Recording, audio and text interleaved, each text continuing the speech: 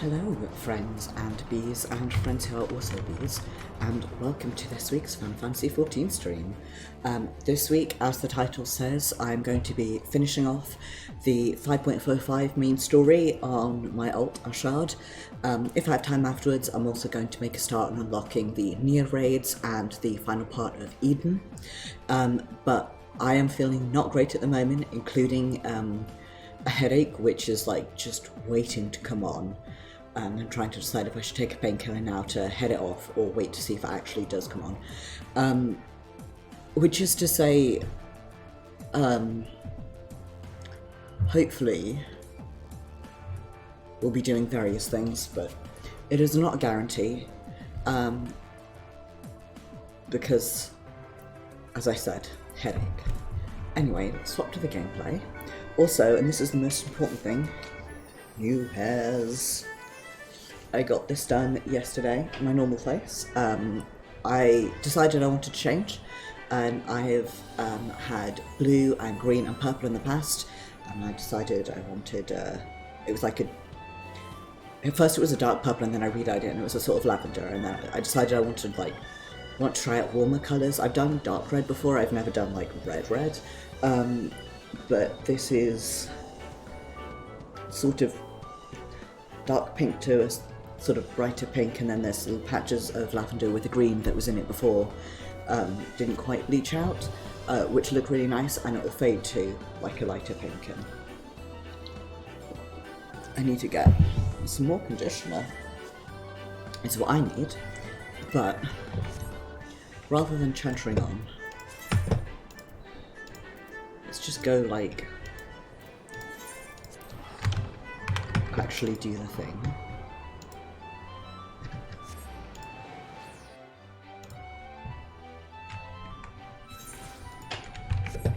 One of my servers has the capability to do events, but only one of them. I should also actually swap to the right class.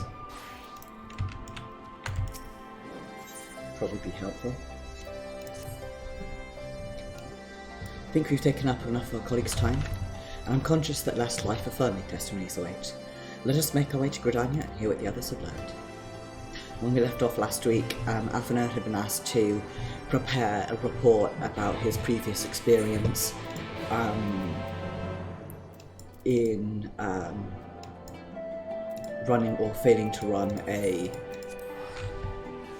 large, multinational, I guess, organisation, and he decided that the way to find out more info was to talk to some of the people who stayed and talk to some of the people who left, and so we accompanied to go talk to some of the people who'd stayed.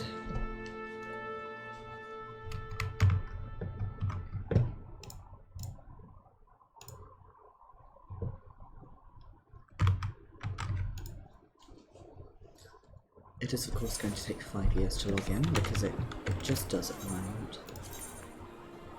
It's a guild.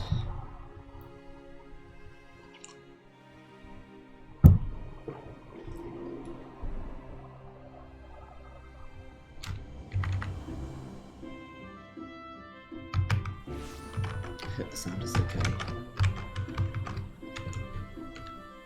Who knows that? Okay, I'll say, what perhaps? Thanks to Tatara's ever-dependable intelligence, we managed to track down a handful of former raids without any great difficulty. Some were forthright, others less so, but we had enough to form a picture. I must warn you, Alphinaud, that some of the comments were harsh. I can well imagine, but their opinions are no less vital to my report. I seek the unvarnished truth. Thank you. All said about adding your findings to my own at once. In the meantime, pray go on ahead to sit a little solace and seek out Hiccup Elder Frixio. She'll join you anon. Or something.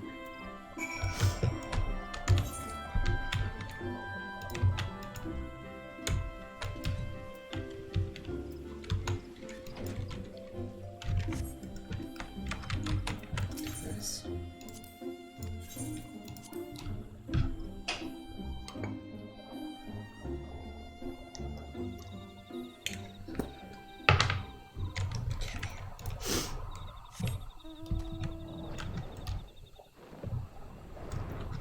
I don't think there's any more combat. I think it's just story from this point onwards until I get into the raids, so I've decided I'm going to do raids as ninja. I'll do the unlock as dragoon, and then I'll actually do the raids themselves as ninja. It's not his canon class, but it's the class that I prefer playing at the moment, so there we go. It's also the class that I plan to take into endgame raids, savages and extreme, stuff like that, so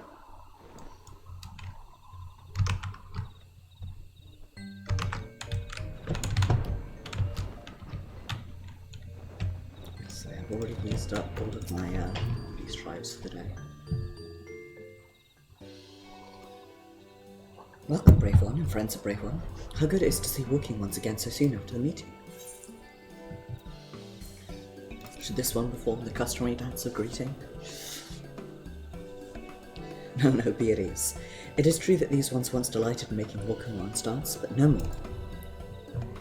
Horned One Canisena said that walking ones had become to little solace. Imperial ones also invaded Silverlands and abducted many of these ones, so these ones will be glad to bear messages between fighting friendly ones. That is heartening to hear, although it will require all ones to work in unison to stop the Telephoroi. These ones will try very hard, of course, but in matters of war, these ones have little experience. Any advice walking ones can provide would be most welcome. Oh, another pretty silver-haired one, in quite a hurry it seems. I'll say you must come quickly. Whatever's the matter, Alpha? Don't tell me. You couldn't read my handwriting? What? No. A twin officer accosted me as I was about to set out. Charlian has sent an envoy who is due to arrive in Gridania at any moment.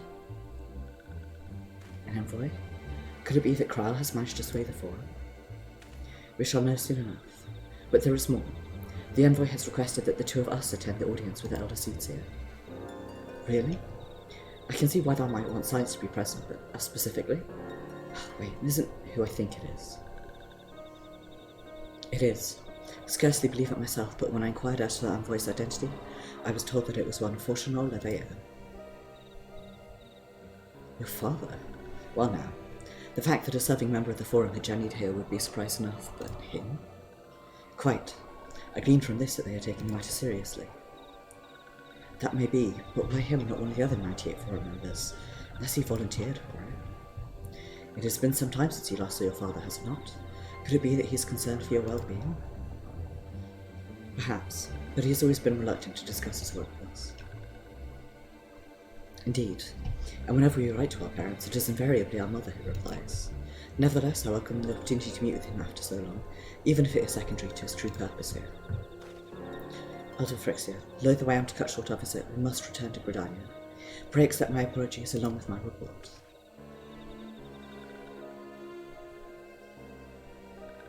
Never mind, there will be time to talk later. This one won't keep walking ones from more urgent matters. Go! Forgotten how to do all voices. Audience will be held at the Lotus Stand, with the Elder Seedseer awaits even now. Let us be on our way.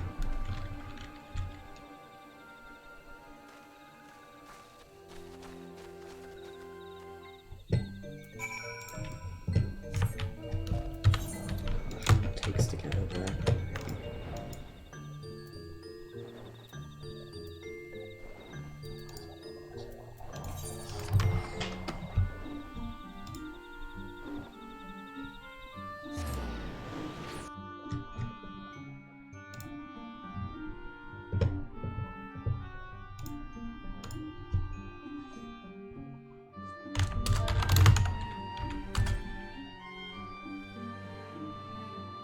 It's really warm, so I set my second fan going. Now I am slightly cold. I'd love to see it. Like Conjurer's Guild.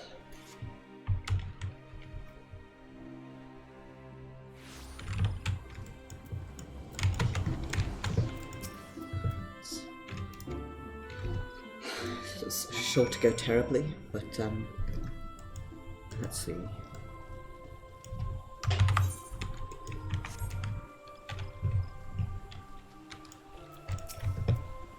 My friends, I thank you all for coming so swiftly. Word of Master Fortunal's visit took us quite by surprise. When the Alliance granted Mistress Krell's permission to request Charlian's aid, we did not anticipate so prompt a reply, much less that it would be delivered by a member of the Forum. What the nature of that reply may be, we shall soon discover.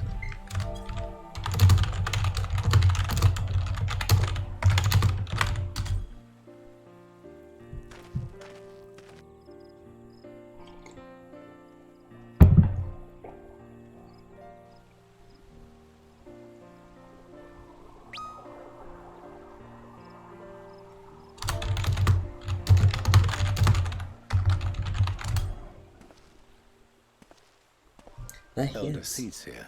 I thank you for granting me this audience. That arsehole. I am Fortuno Leveilleur, here in my capacity as representative of the Forum. It is I who should thank you, Master Fortuno, for journeying so far and so swiftly. Would that our first meeting could have been under happier circumstances.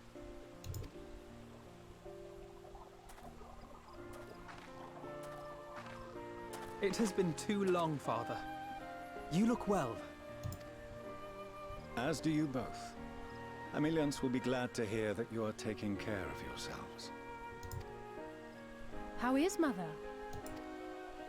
She misses you terribly, of course, but is otherwise a picture of health.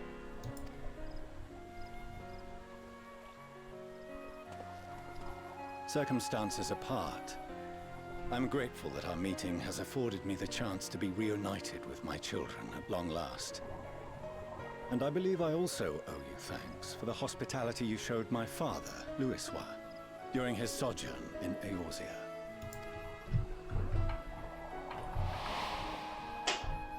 All thanks we owe to him. In the days prior to the 7th Umbral Calamity, it was your father's tireless efforts which granted us a means to vanquish the primals. Were it not— Oops, didn't skip the dialogue there. Were it not for him, our strength had been quite spent by the time Empire He would arrived. doubtless have been That moved Gridanius to stands as his large part his yourself. achievement. He was a great man. I must confess, however, that I opposed his decision to intervene. And my position remains unchanged.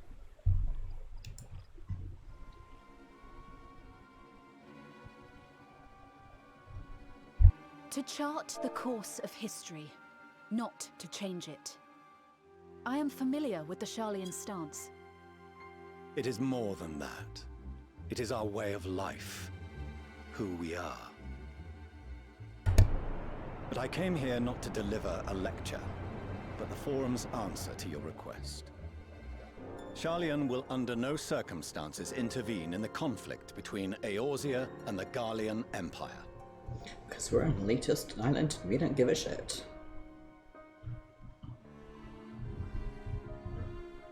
May I ask for what reason the Forum has come to this decision? The final days spell the end not only for Eorzea, but the entire world. The final days? Pray spare me your hyperbole. This conflict is no more than the latest in a series of petty squabbles between yourselves and Garlemald. As you all know, One in which squabbles for Sharlayan one's will take no part. life and land If is the a petty final squabble. days were truly upon us, we would know. No, you wouldn't. Father, you must ask the Forum to reconsider. You may feel safe on your little island across the waves, but if you imagine the Telophoroi will leave you be, you are mistaken. They mean to kill us all, themselves included. Alphino is right. We have seen what the enemy is capable of, the lengths to which they'll go. This is no time to turn a blind eye. If Eorzea falls, so too will Sharlayan. So if you truly love our homeland, you will join us. Now, before it's too late.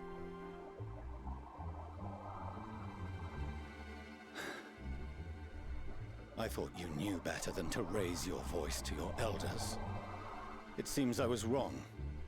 Wrong to ever let you leave, Sharlayan. I consoled myself that your time abroad would instill in you some hint of restraint, of discipline. But I see now that Eorzea has made fools of you both. Have you forgotten why it was that I so vehemently opposed your grandfather's departure?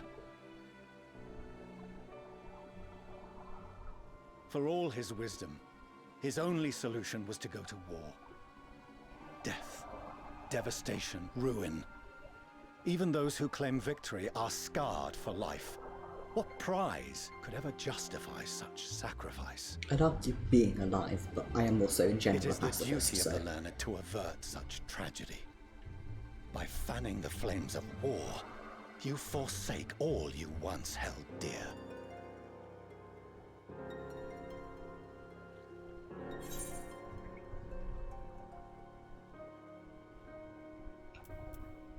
Better to fight and fail than wait for the axe to fall.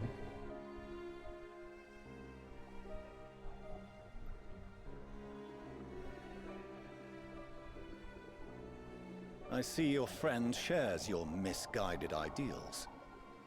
But unlike him, you should know better. By espousing such barbaric notions, you subvert the teachings of Sharlayan and place all we have worked for in jeopardy. Alphino, Alizé, as of this moment, you shall no longer bear the name of Leveilleur. What? Father.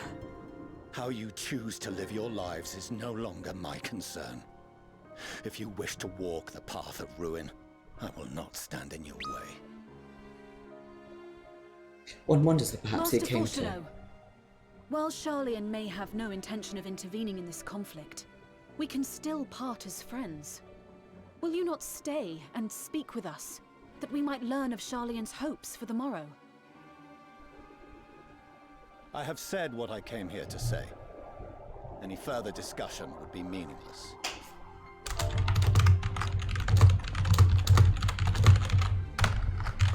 Father! Wait! Don't bother, Alizé! How can you stand there and watch him walk away? How can you let this happen?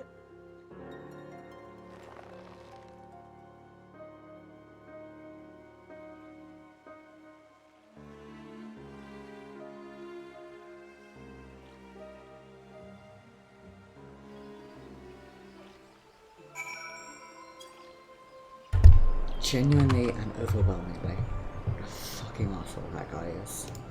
I can't stand him.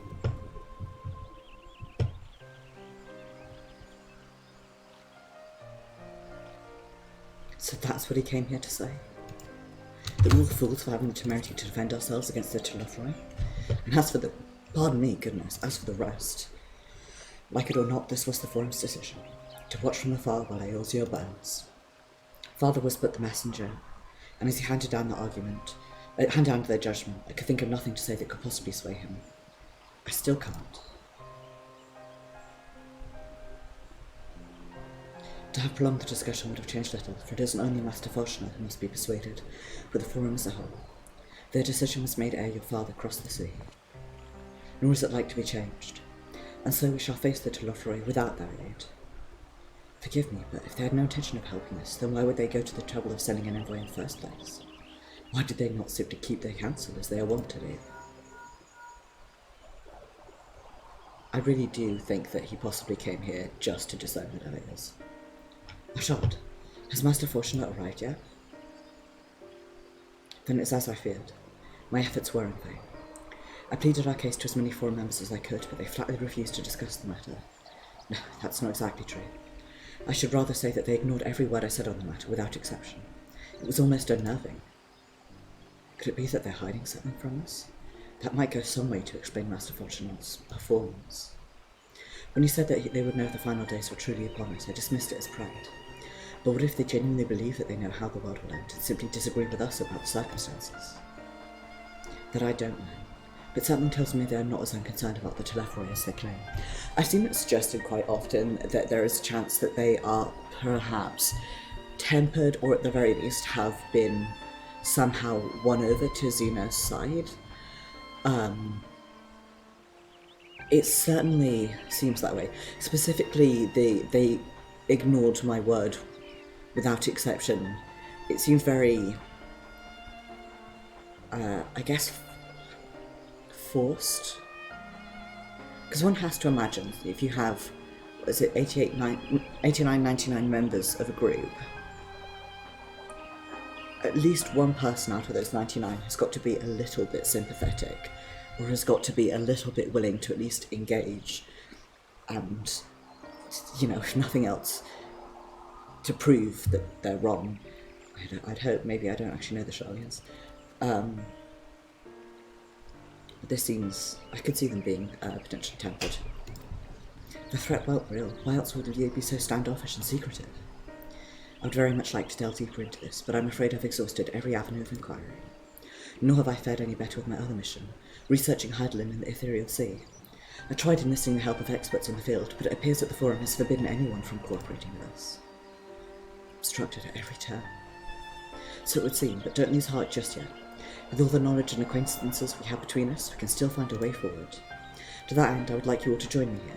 When the time is right, of course. I am aware that matters in Eorzea stand on a knife edge, but with your permission I can at least start making the necessary arrangements. Well, there are one or two things to take care of first. After which assisting me will seem sweet relief, I'm sure. While you attend to matters heroical, I shall set about securing entry for you all, and will let you know when everything is in order. Take care in the meantime, won't you? Your speculations give me cause to hope. Yet if these seeds will bear fruit, I cannot say. While it is possible the Sharlians hid some secret truth from us, there can be no certainty that its exposure will prompt in them a change of heart. And so for the present, we must needs confront the plight in which we find ourselves. The Forum has refused our request for aid, and it falls to us alone to contend with the Telephorai. Even with all of Eorzea standing united, there is no guarantee that we will prevail. What does Sharlian intend to do if we fail?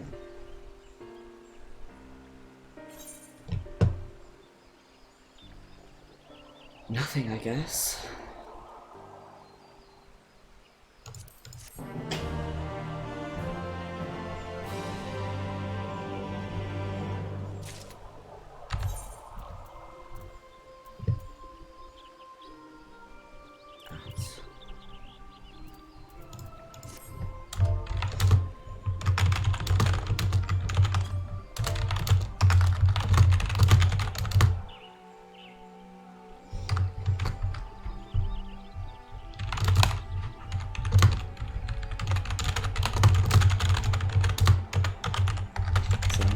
To be an FC chat about how much of a bitch the twins' father is and other stuff.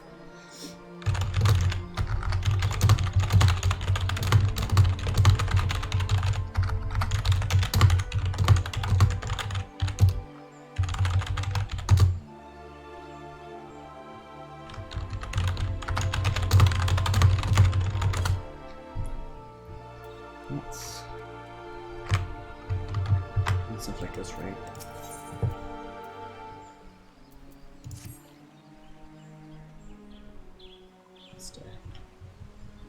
While Sharlian's stance is indeed disappointing, we cannot allow ourselves to be distracted from the challenge before us. There is much and more to be done. I shall begin by sharing the Forum's response with my counterparts in the Alliance. Meanwhile, I would ask that the Scions...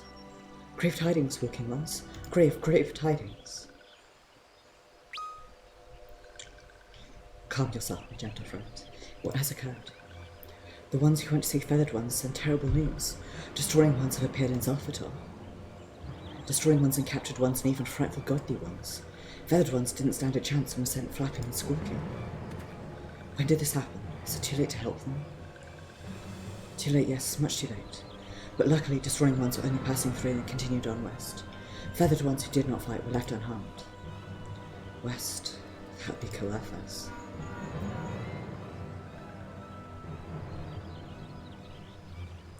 My lady, the Ishgalian report that the Telephorai have emerged from the eastern highlands of Coerthas and are marching at speed. Though their purpose is yet to be determined, the Cardinal Flats would seem the most likely destination.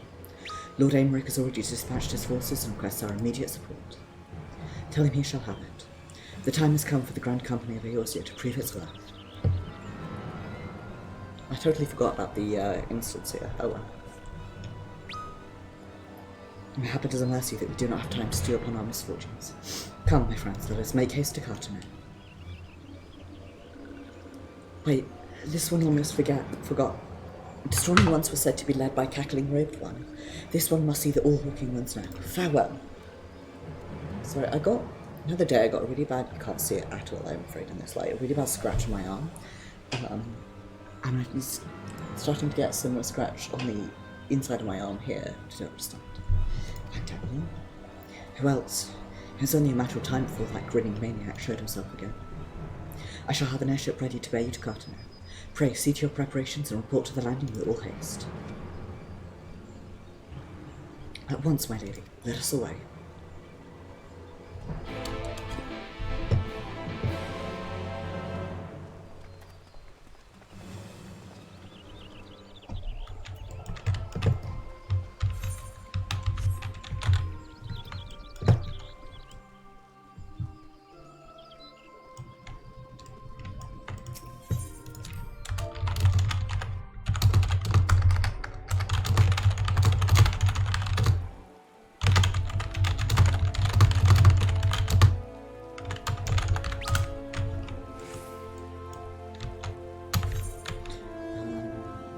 Do I need to go?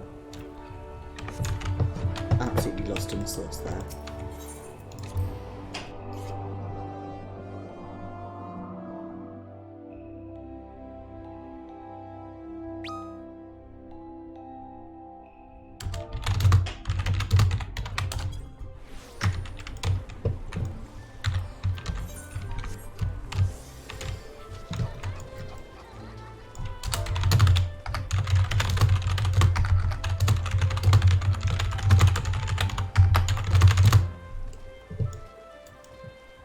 People in cutscenes here.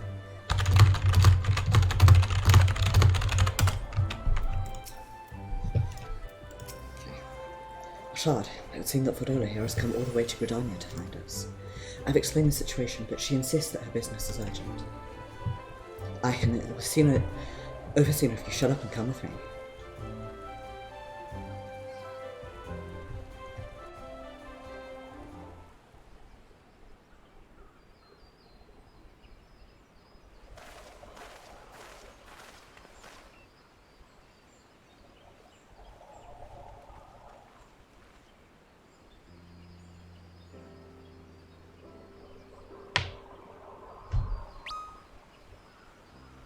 Arenvold!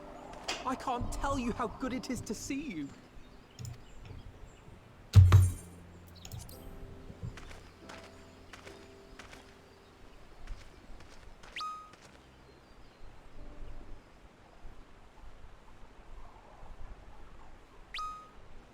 It arrived a lot sooner than expected, eh? The day I craned my neck up at you.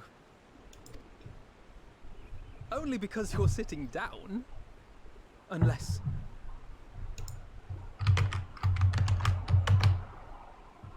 Afraid so. The Chirurgeons say I may never walk again. Sorting stuff out with the windows.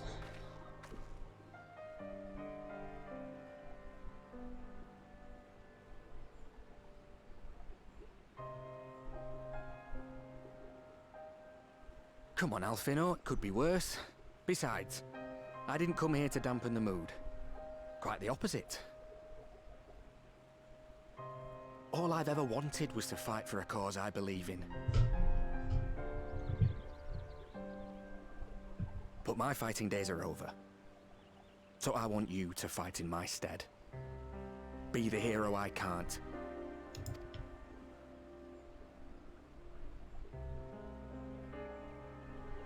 I am no hero. That's what they all say, though. No one ever calls themselves a hero. Even the ones who eat primals for breakfast. Pointed It's for at others Arshad. to decide.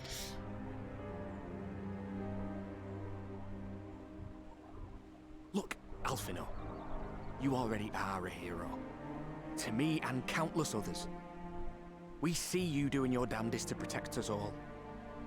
And you're not alone, are you? There are people who believe in you, just as you believe in them.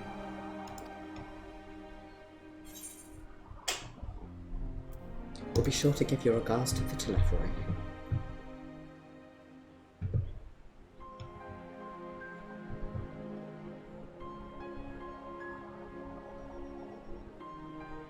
I know what's at stake, and how many people are depending on you.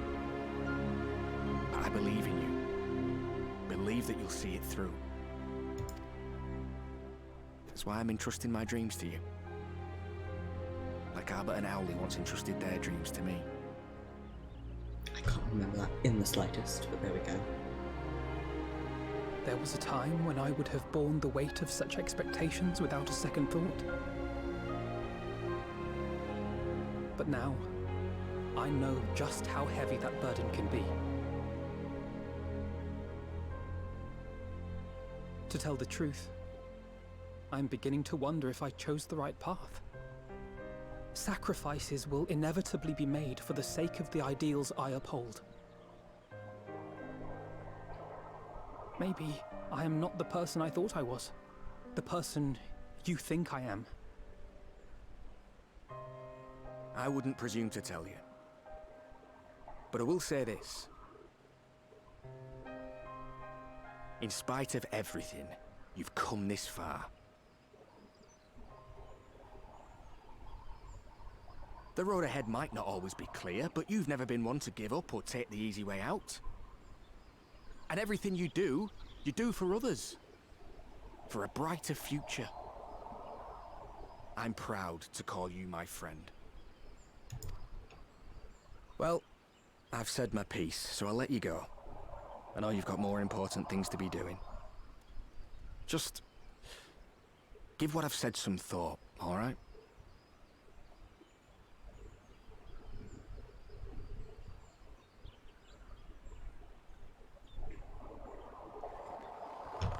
The second time in as many hours.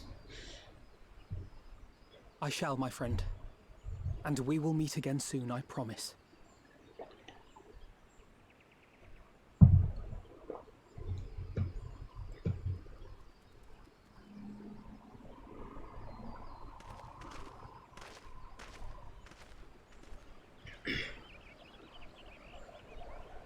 Nothing left for me to do but wave and smile.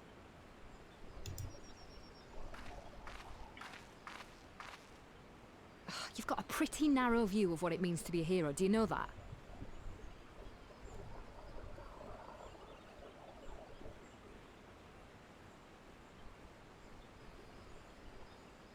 You think they're all forged in the fires of battle?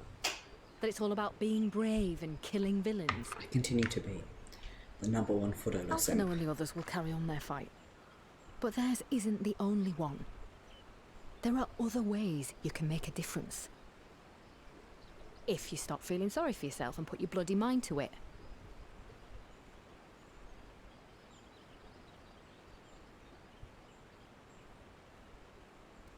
There's not much chance of me living the quiet life with you around, is there? If you're content to twiddle your thumbs thinking of what might have been, that's your lookout. But I reckon you've got some fight left in you. And I reckon you might be right. If there's a way I can still help my friends, I'll bloody well find it.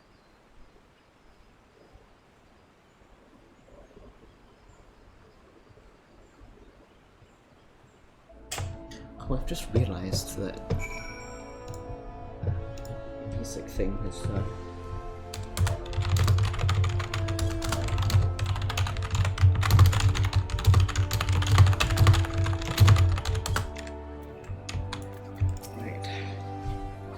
Tell me what that was all about later, but judging by the set of Alphina's jaw, it appears to have done some good. Thancred and the others have already left the Rising Stones, and according to the communications officer, Amalja and Kobold forces are also bound for Cartonel as we speak. They mean to keep the promise they made in Alamiga, and we must do the same, by saving as many of their tempered kin as possible. Anyway, the airship is ready to depart. We should get going. Okay. It's a cutscene warning. We've got a free cutscene warning. I want to...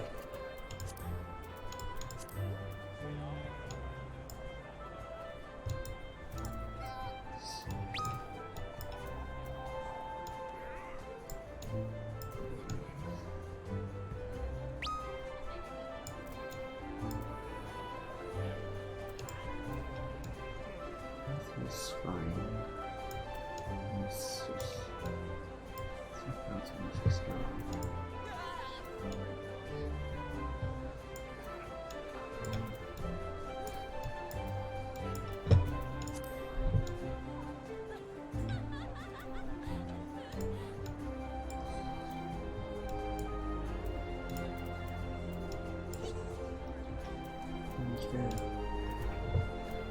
So it must be somewhere.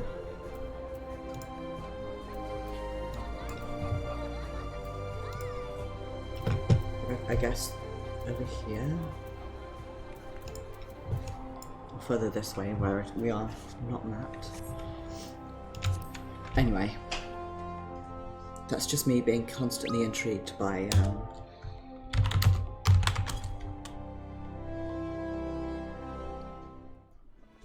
Eorzea's geography.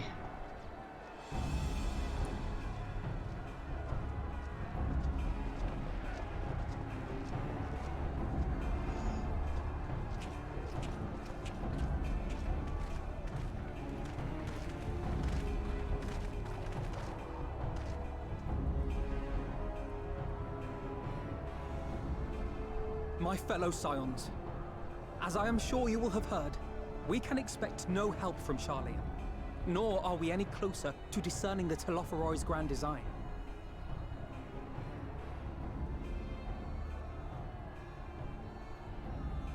And now, our adversary moves against us in unprecedented numbers, compelling us to answer in kind.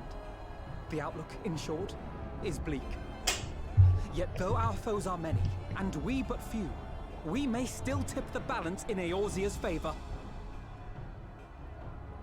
Of course. We will do what we always do. Deal with the ones our allies can't. A less than daunting prospect, judging by your expression. Could it be that you've dispelled your lingering doubts, Alphino?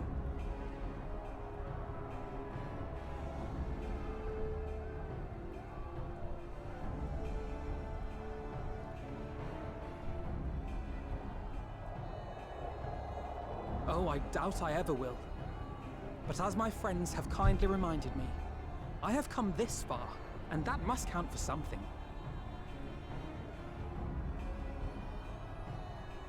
Gods be good, Alphino.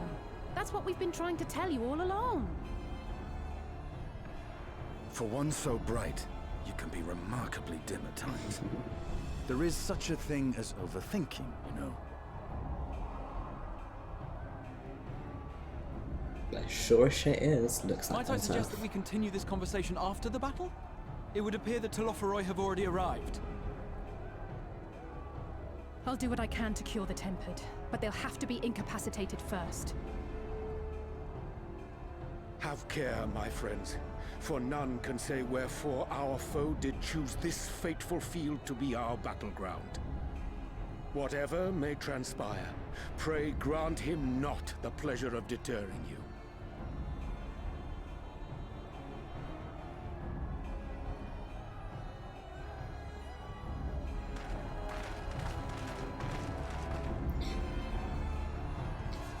Britannia Snapchat says 18 plus, looking for competent applicants. If you're interested in working, please fill out this form. Okie dokie.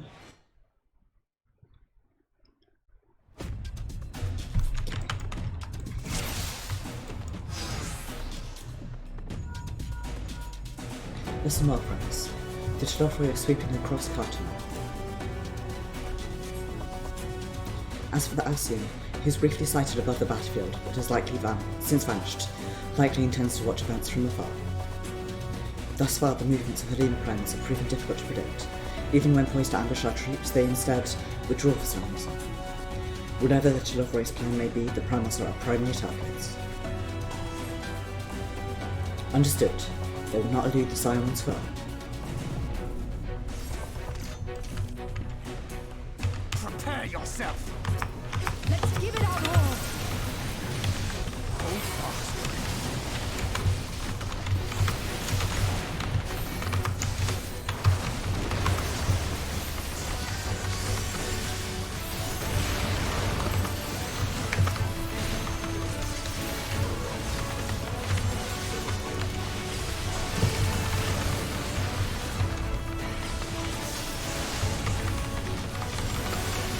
As usual, excessively quiet because I can't remember how doing that.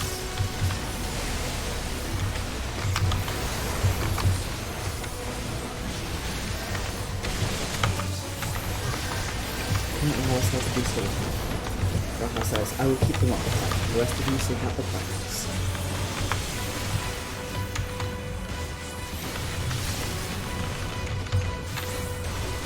So I divide up forces that are more pits, forces to conquer the shoal and manage the east. I'll construct an area that's untouched. With luck I should have a chance to kill it. Then I'll go west. Arshad, Arshad, with me.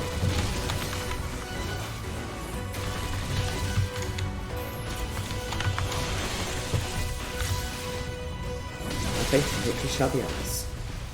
Let's go.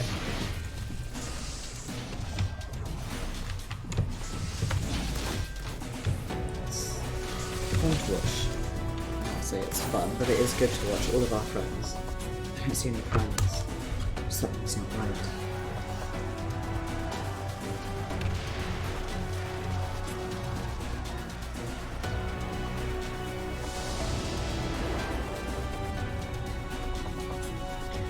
As we sign split out across the field, Alize and Graham take the fight to their turn.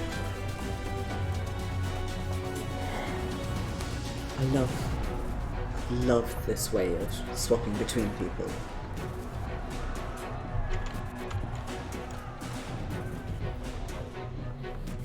I think it's a much better way of describing what's happening than the like come better, you will fight as Alize. Throwing on this bit. We'll have to incapacitate them first.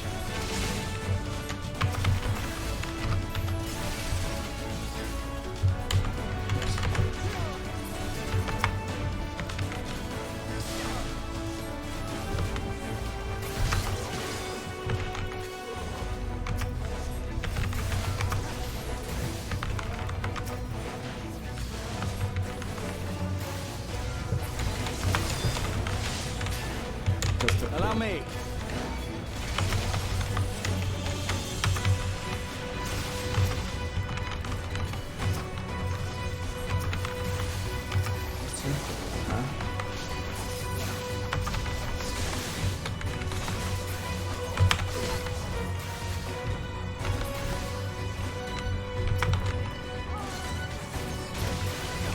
Jumping has gone too far to treat them here on the battlefield. This physical altercation appear very beyond help. Imperials will know I hate to see them in such pain. We must see that their suffering is not brought.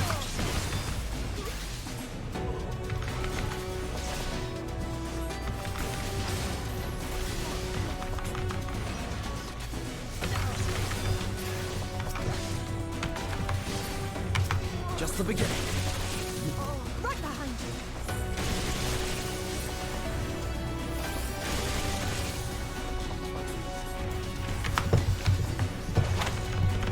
It is, I have to say, really not very fair that Grah can just change classes as he pleases.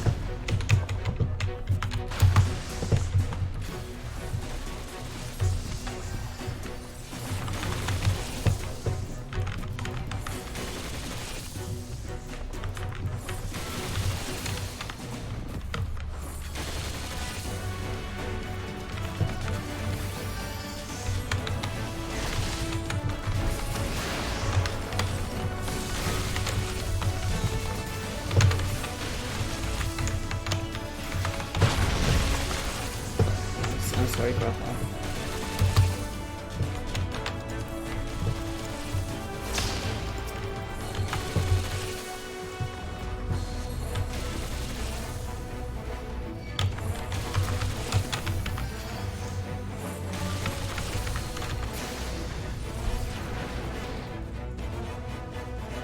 Seems you found a moment's respite.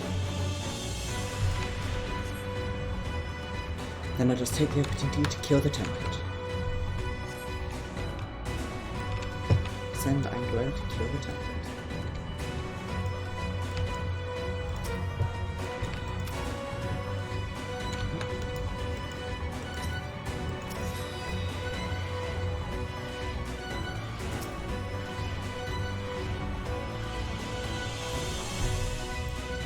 Just clicks on everyone until I find out who works.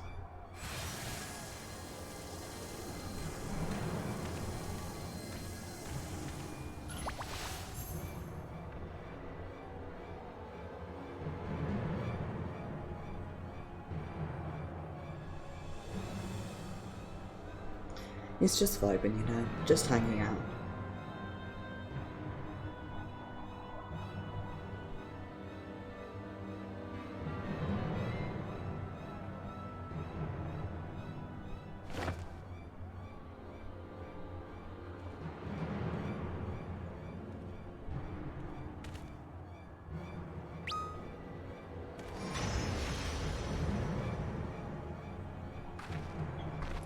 I'm glad that the devs worked out that Asahi's face is by far and away the creepiest. Do you see that? The glyph? Yes. How worried should we be?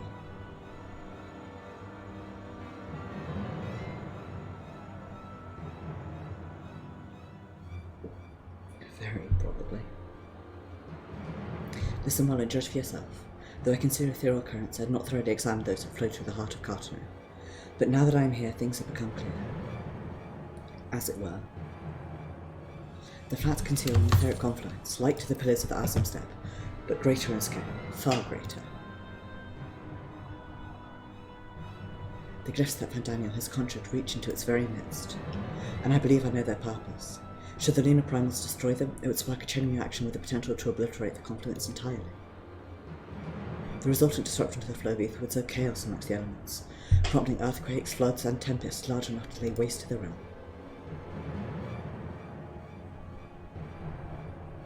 That he would go so far cometh as little surprise. We must needs protect the confluence at all costs.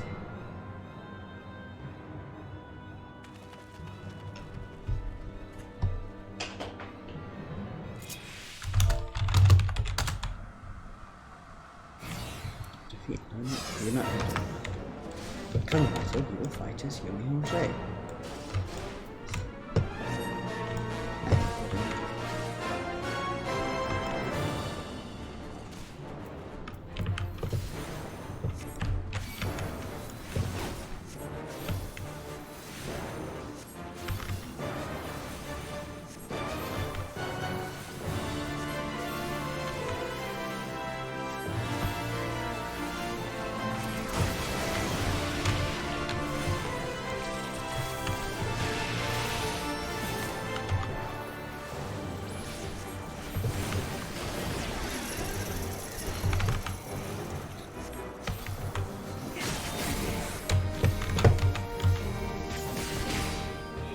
I shall protect thee.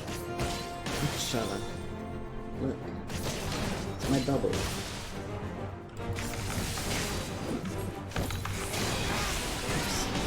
Fuck that one up, didn't I?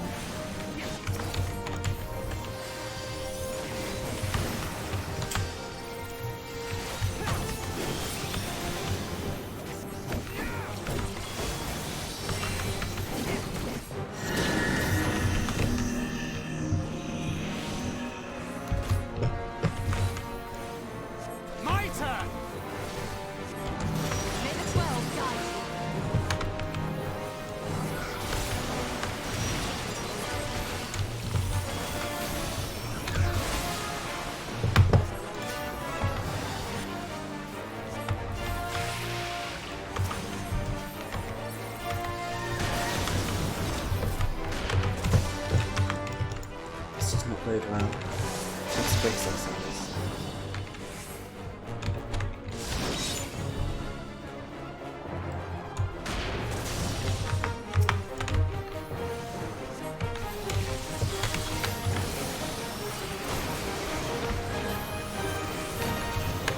Just use the open distance there.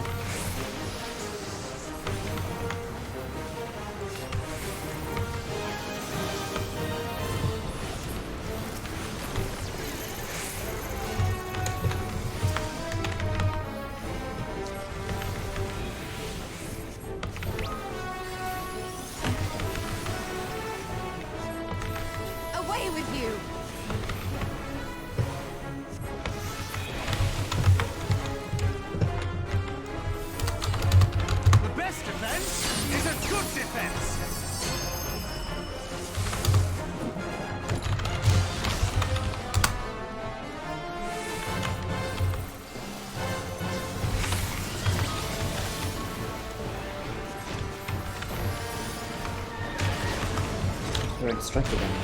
Get out of his reach, but guarding the confidence must come first.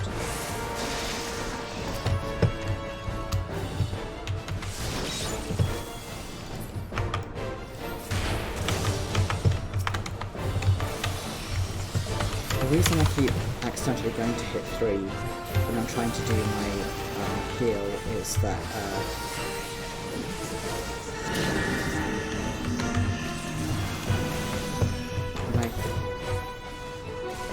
when I play Astro on my main, that's where my worldwide heal is.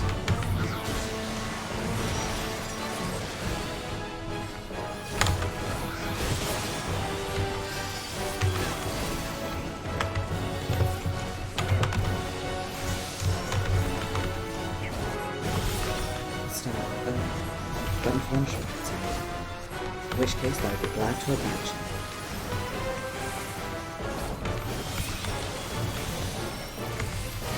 You couldn't do this to me now.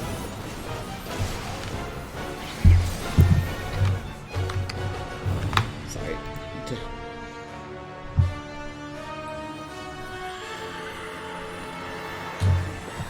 Sometimes you just have to panic for a moment.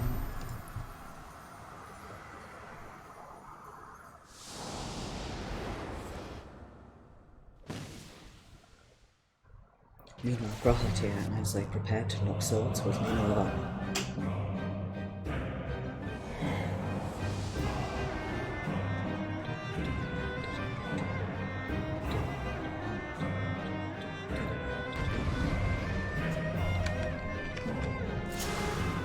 It's battle over. Fighters Grothat. You're alarmed. Formidable opponent by all opponents. So are we.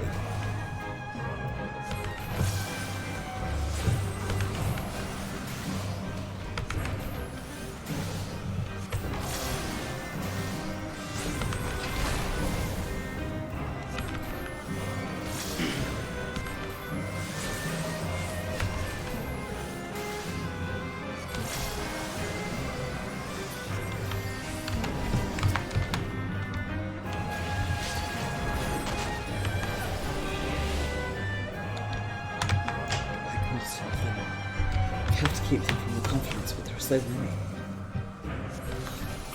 Don't allow me. Quick casting vision blows to me. I have you now.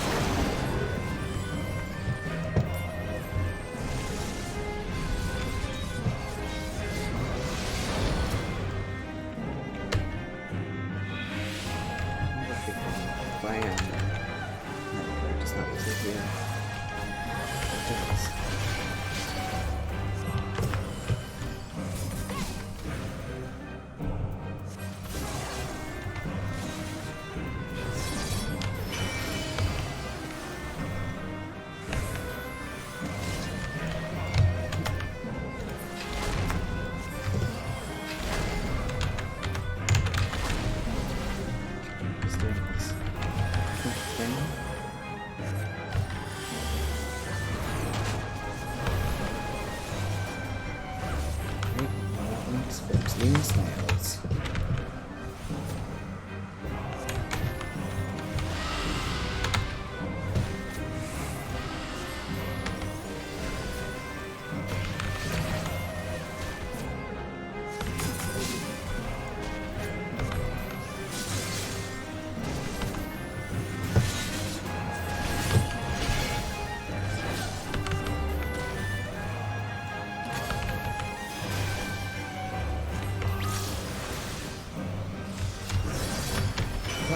Say don't die.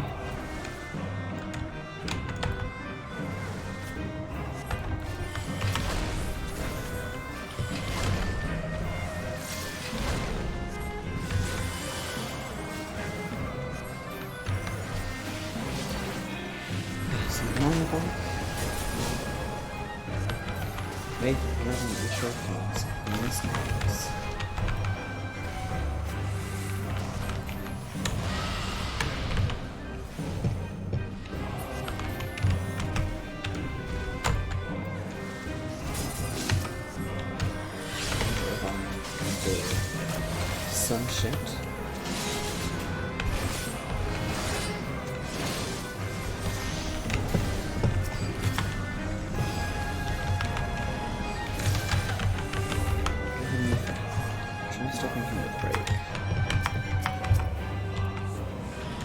way of breaking his defenses, but I need to keep them occupied.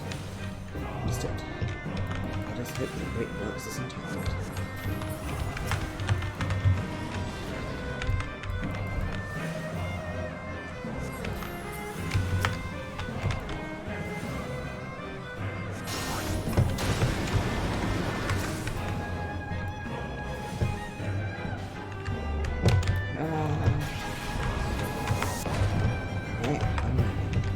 Now or never. Alisaie's attack is broken Luna.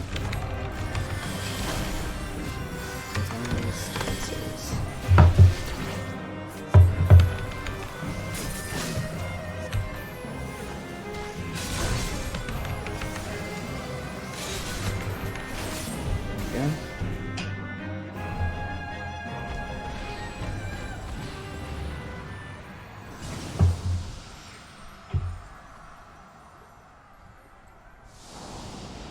Do I get to play as myself again?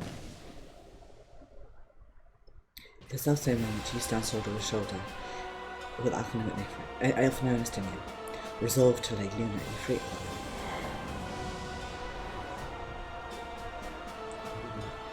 Very cool and elegant.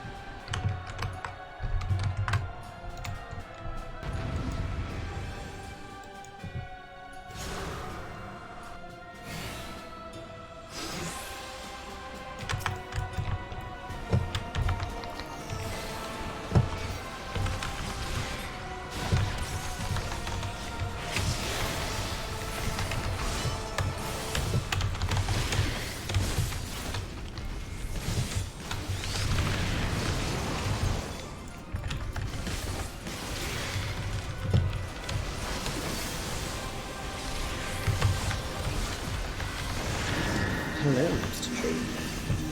How are you doing? I should probably stand in the free spot, shouldn't I?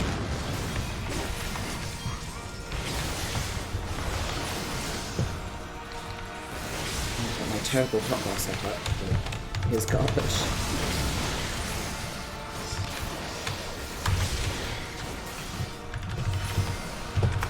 It's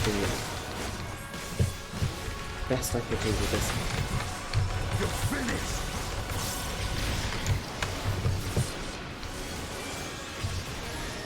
Strange, I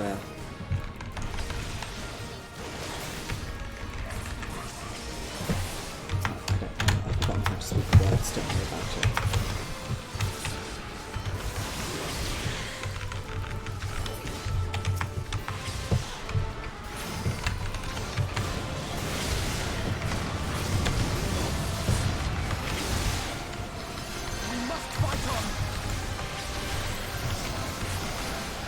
Estinian is indeed the plan.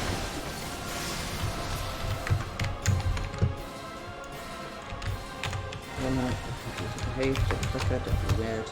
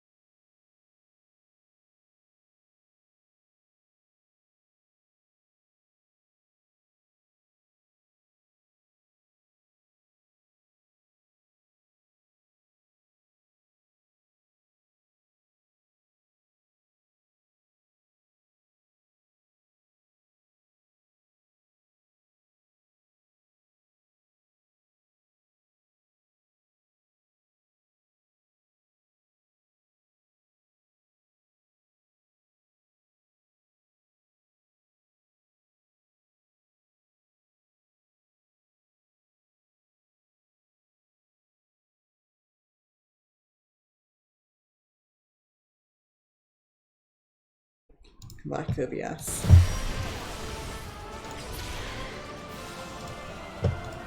There we go. Pretend like I didn't do that in the middle of that thingy.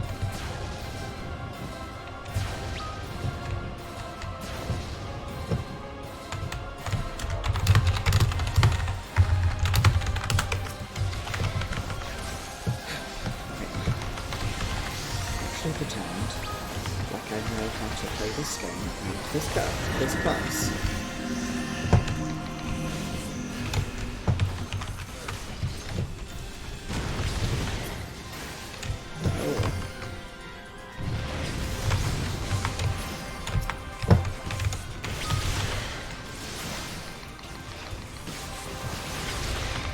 I'd say at least it crapped out when I was in the middle of a fight and not a cutscene, although the cutscenes are easier for me to fix than some.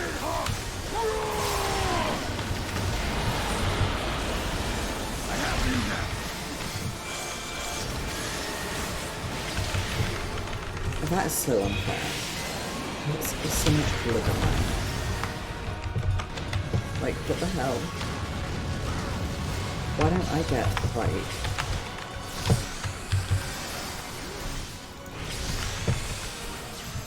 Massive fuck off from Starlighters.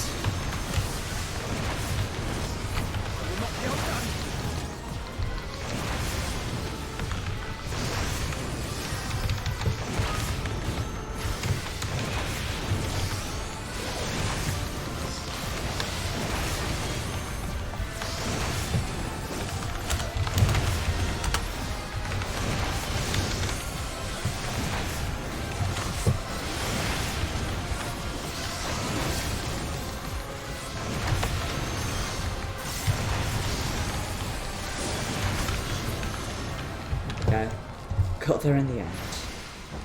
Off the nose hands. Ah. Extremely in character. Hmm? Ouch.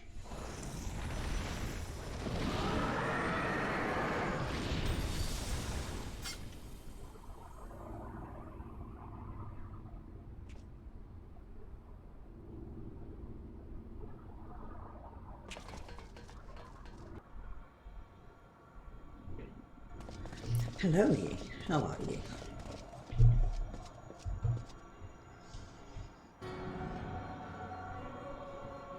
And thus another plan went up in smoke. I am beginning to see why Lord Xenos thinks so highly of you. For some reason, the voices in this game sound really quiet to me. Not that this changes anything, you understand. You have merely earned yourself a stay of execution.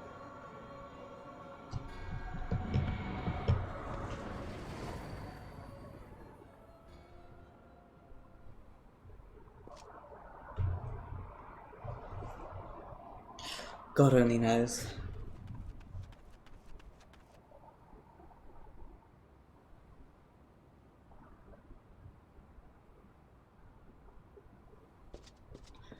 I have to say, like, as messed up as Fandaniel is, it's kind of refreshing to have a villain whose motivation is just, I'm batshit insane. Like, there's no complexity to his motivation, it's just, I want to fuck shit up. And Xenos is the same, he has no complexity as a character, really. His motivation is, I want to kill the Warrior of Light. Well, I want to fight the Warrior of Light. Glory be to Garlemore. It's refreshingly uncomplex, which sounds strange to say, but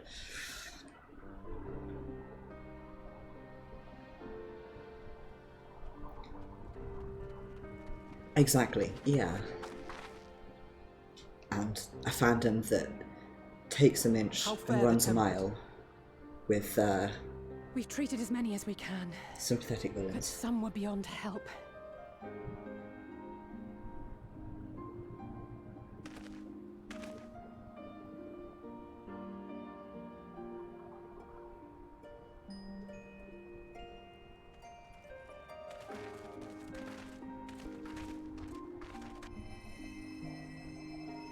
I think it also makes a good. It's such to me. It's a really good variety to the other Ascians that we fought as well. Who were either like self-convinced or do not hang your head so, brave scions. Though not all of our captured brethren could be saved, we are grateful for those whose minds have been restored. You could do no more, and that is enough. So please hold your heads high.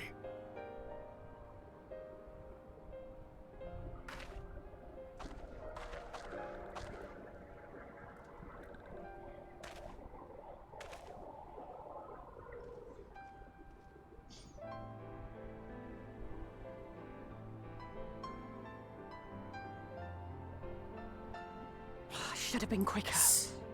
But I'll do better next time. It's interesting, actually, speaking of characterization, the beast types to be characterized. Thank you for your kind words.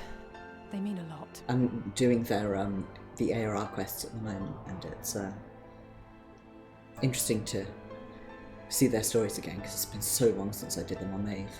A victory at great cost, but a victory nonetheless. We must stay strong and press on. Isn't that right?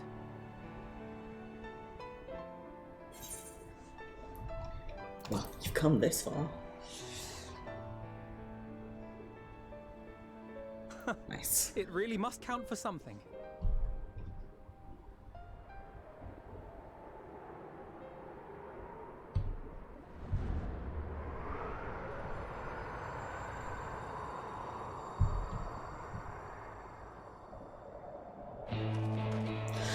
Oh, I love this song so much.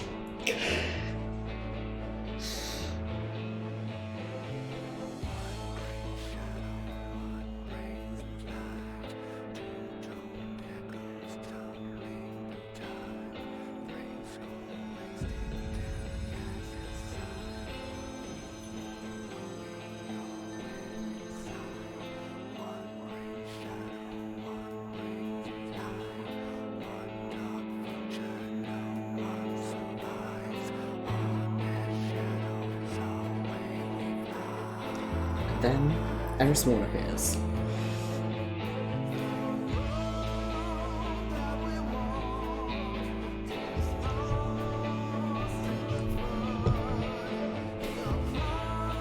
It's such a good theme. All of the music from Shadowbringers is very, very good. Also, odd comment. This is so cute. It's good to actually see the expression that your character is supposed to be making, because Maeve, of course, has the morgue head on, except for that one time where they decapitated me and took the morgue head off without my permission, which I think has literally only been in one cutscene, that I can remember at least. Then you actually see the expressions on Arshad. Interesting, because he is arguably a less expressive person, but there we go.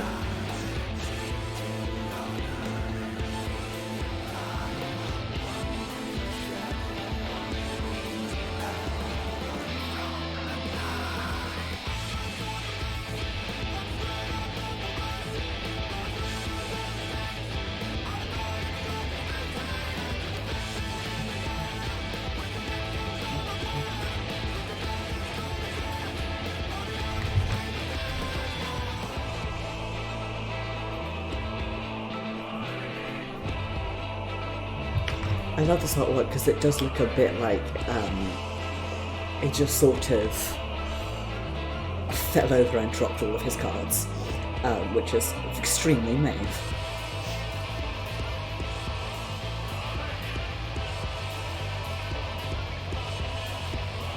Stola, of course, looks extremely cool because she always does.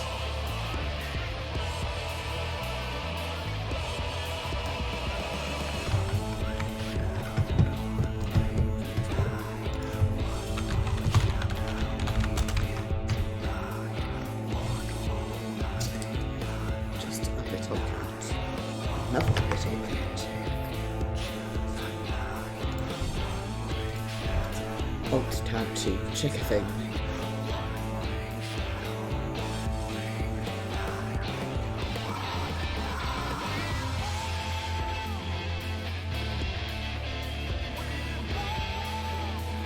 There he is.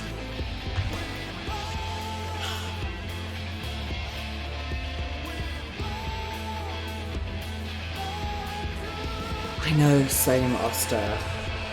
It's just really, really good.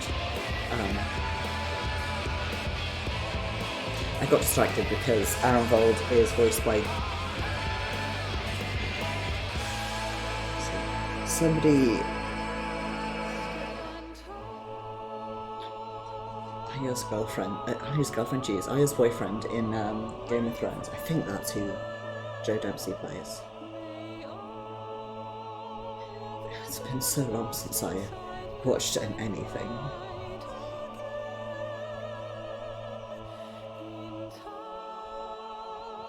Me? No actor/voice actors.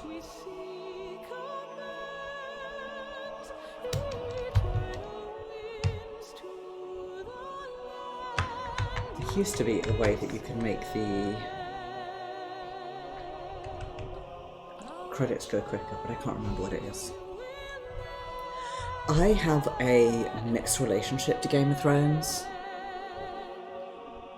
Yes. I was getting mixed up. Okay, I'm gonna have to Google this now because I've forgotten every person in the world. Yes. Oh, it's the same guy voices Arenvold. I knew that there was a Game of Thrones actor who voiced a major character in Shadowbringers, and I just could not for the life of me remember which one it is. But there we go. Voices two of them. Yes, this is true. Although Gendry, I think, uses a hammer. I can't remember. It's been a while. In general, I prefer the books, but I can't really remember either of them that well. The main thing I remember is falling horrendously behind Game of Thrones and being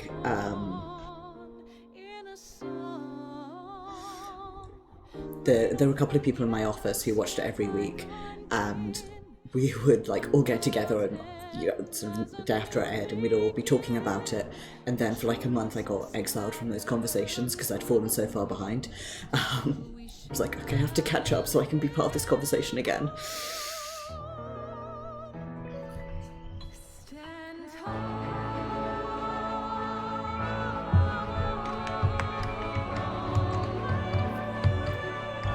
This is where I press every button on my keyboard.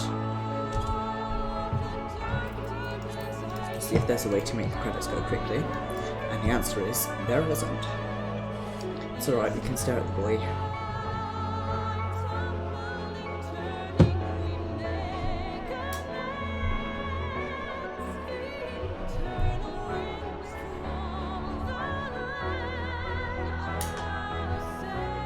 I think Switty's passed on some of her cooling issues onto me. Basically, any time I play a game, I have to use my... No.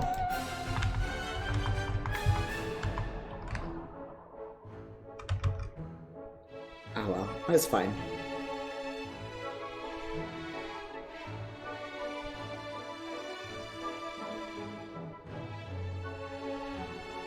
We can just enjoy the credits.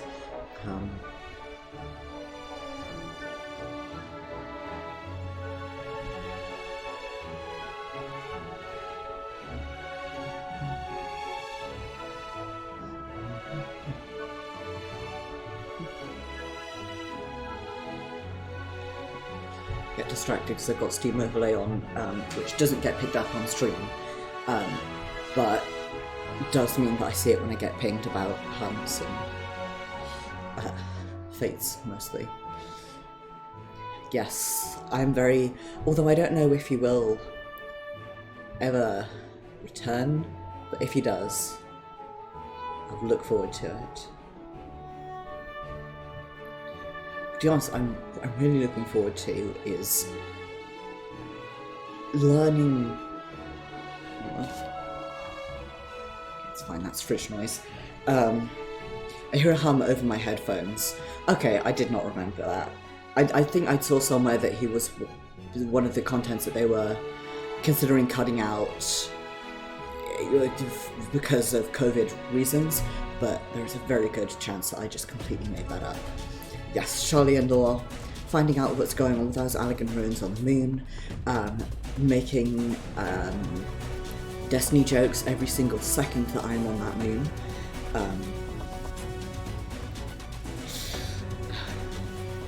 Especially given... Definitely is. Given the fact that my Warlock is basically gay space elf wizard, which is kind of what Maeve is, except they're just a gay elf wizard. And it amuses me as a person. Anyway, the reason I hear a strange, like, humming noise over my headphones, panic, and then I realise it's just because my fridge, like, every half hour hums very loudly for a bit. It's very strange. I'm trying to work out if yeah, I don't know. This is my first time living in a studio, so usually my kitchen's in another room, so I have no idea if this is a normal thing for fridges to do. But it does that, and it does the humming, and my brain goes, is that my computer? Because if my computer is overheating and the fans aren't working properly, it will sound like it's taking off. And for a while, whenever I heard noise over my headphones, I would panic because of that. But no. We are all good. We hear a strange humming noise, it's probably the fridge. Other noises include bridge honking, police or fire engines, people outside. That's most of it. Oh, low-flying airplanes. They don't tend to fly this low this time of night. What I was thinking and then completely forgot to actually say was that I've been trying to consider if I could get my third alt all the way through at least the main story before Endwalker, and given that term is starting technically next week, but for me it's the week after next, the answer I think is probably not, especially because I'm planning to like front load as much of my work as possible so that when Endwalker does come out I can like focus on that more than I probably should do. Ah, okay, that makes sense then. I just know that it hums sometimes.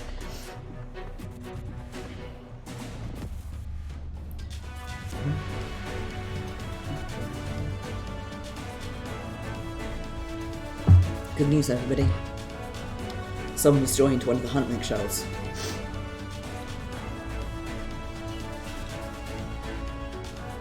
Always fun getting that notification right in the middle of a cutscene.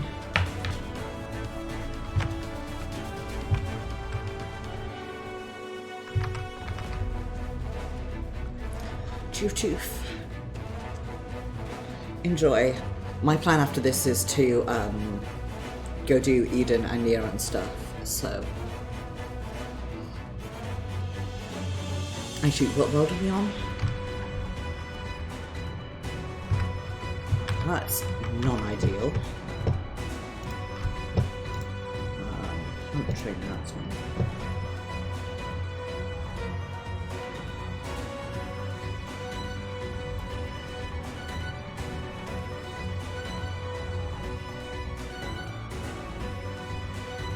Oh, it is on ferry. Okay. Ugh, I'm a fool. Right. Do I want to join the...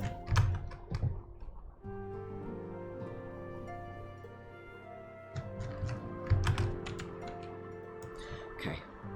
We're gonna do a hunt train super quickly because I say so. and because I am saving up for the Griffin mount, which means I need to do a bunch of Shadowbring assaults. Because I never actually looked at the Shadowbringers hunt rewards properly, and B, did a bunch of them without actually having unlocked it like a fool, so wait. Actually help if I was on my mount.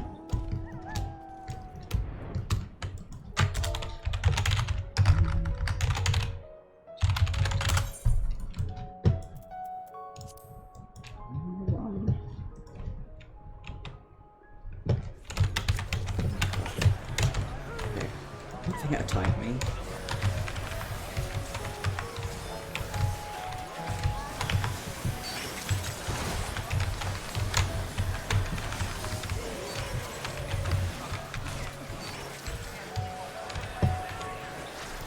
Four sacks of nuts. It's alright, because I couldn't see the bloody thing.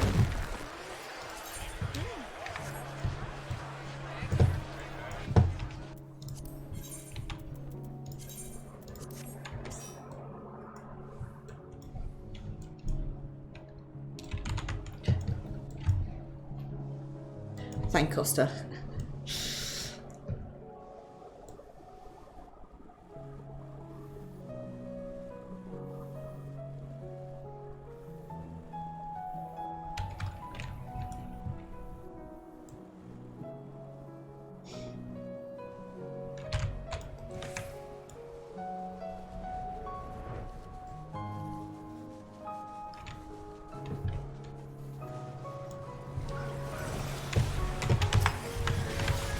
Enjoy this nice break from anything such as like story for a hot second.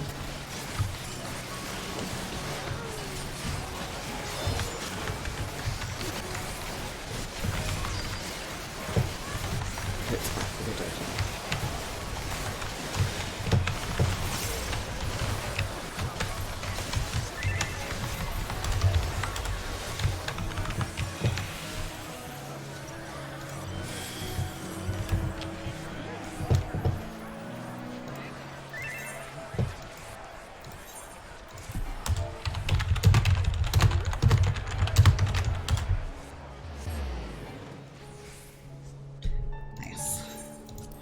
I have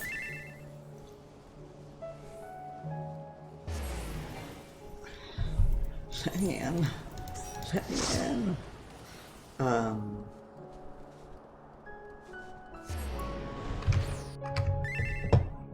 Stream, don't freak out. Kalusia, let me in.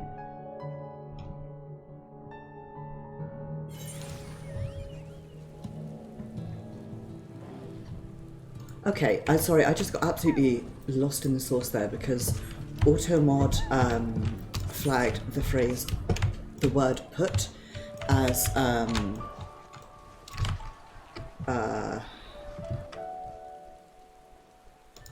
held for review, because apparently the word put, P-U-T, could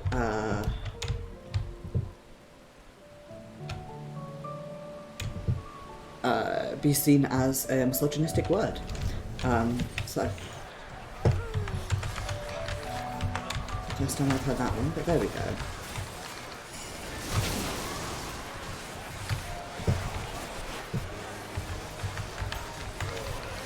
Also discovered that I cannot mod on my phone, which is very annoying. Yeah, I really don't understand.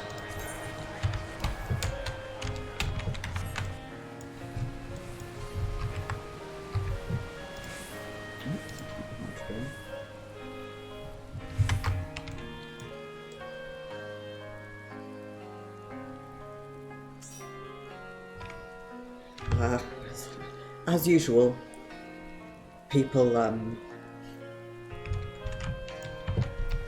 honking away in chat, but that's how it be sometimes.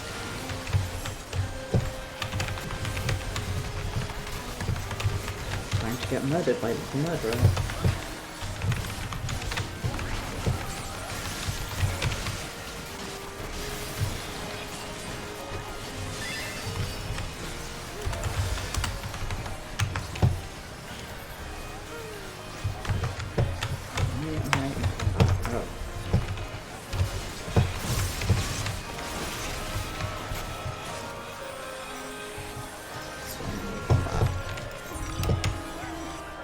Time to laugh.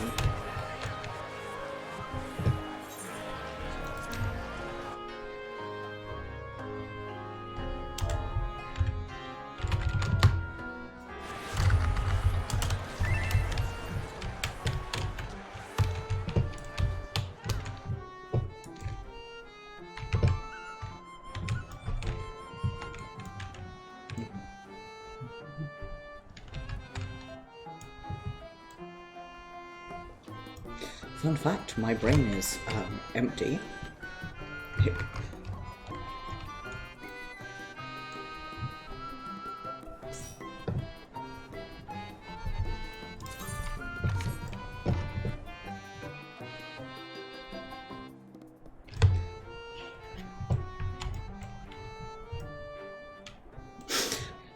I'm not going to read it out loud, but I am giggling sadly at Shout Chat.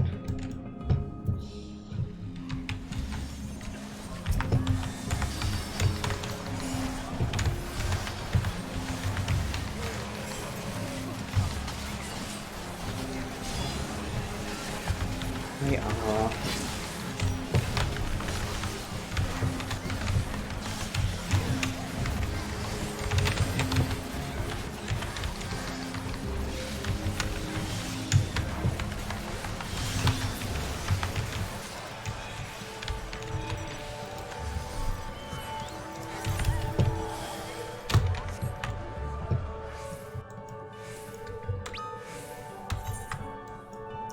Should be able to afford more tank gear soon.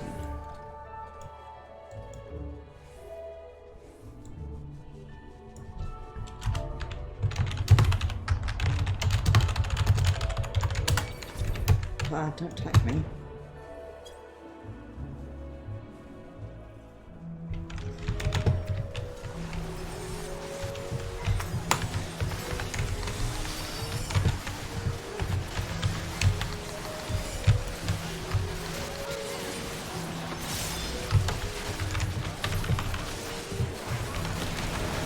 Has to be no.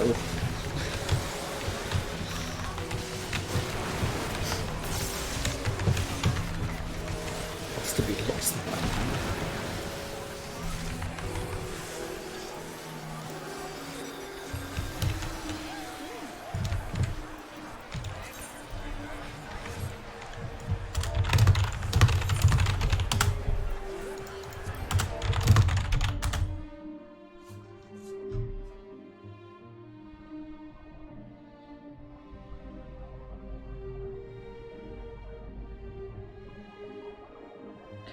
Yeah, leveling,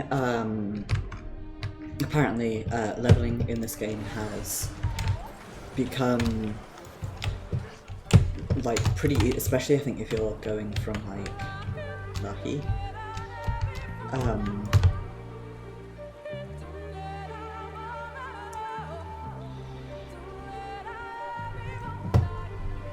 Instantly distracted by Shout Chat.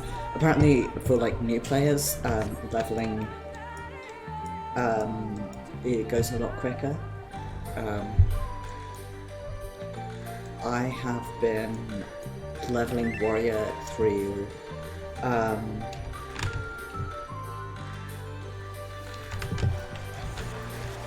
absolutely distracted because I got the notification for the hunt from Roxanne Lalonde, and then Roxy Pirate is also here, and it's Homestuck time.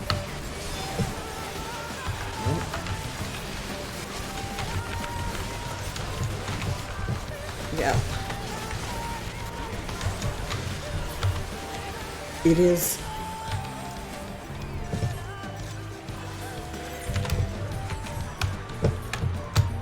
I noticed,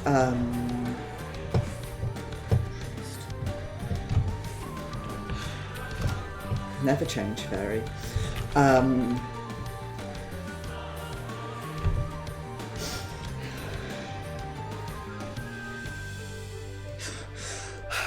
Never change. I'm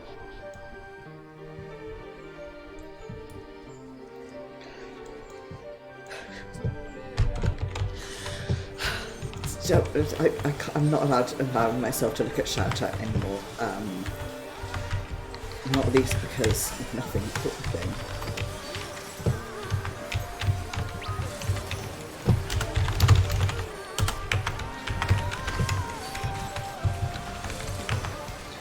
But finally, hit the boss.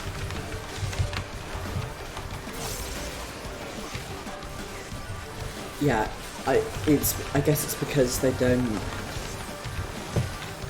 like doing the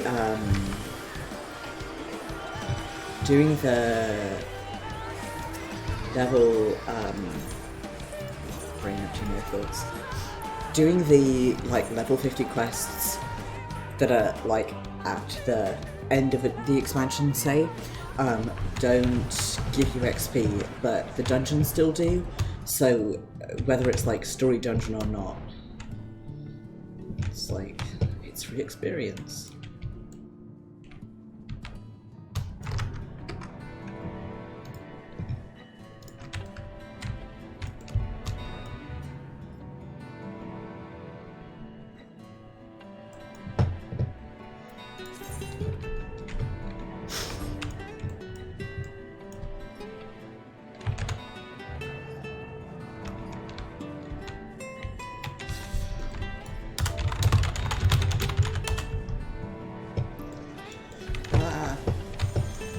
Sorry, the is because, as usual,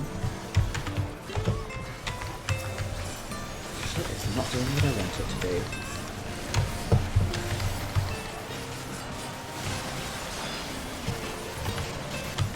Ooh, nice.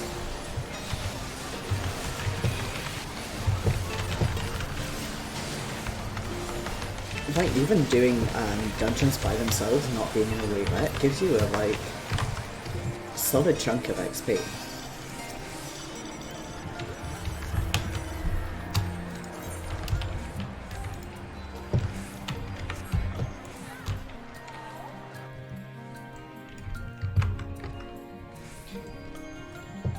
Stream hasn't died yet.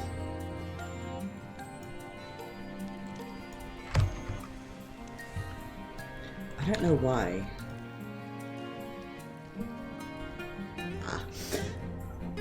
OBS specifically seems to be the program that crashes when my computer has problems. It's not anything else, but I mean, other programs sometimes crash. It's OBS, it's Streamlabs, and it's Discord. Probably in that order. I don't understand.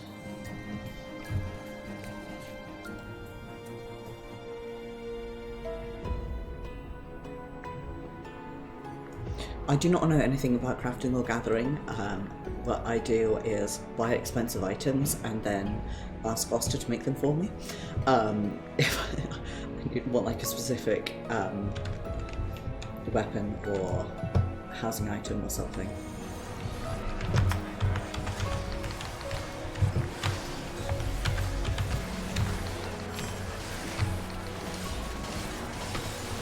I want to put this in the garden, but I don't have money. How else can we make it?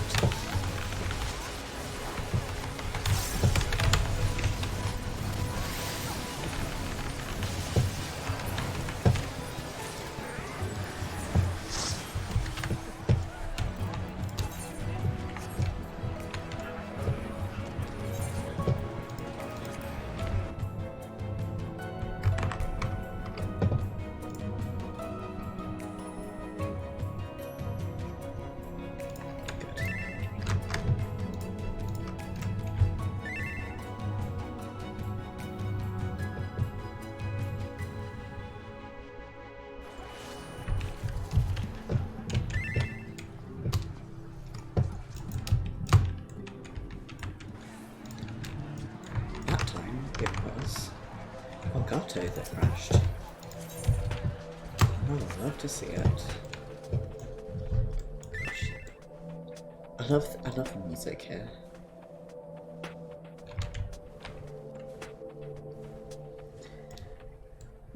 That's when I was leveling doing side quests, that's essentially what I did. Not the crafting gathering, but the travel by chocobo or by flying.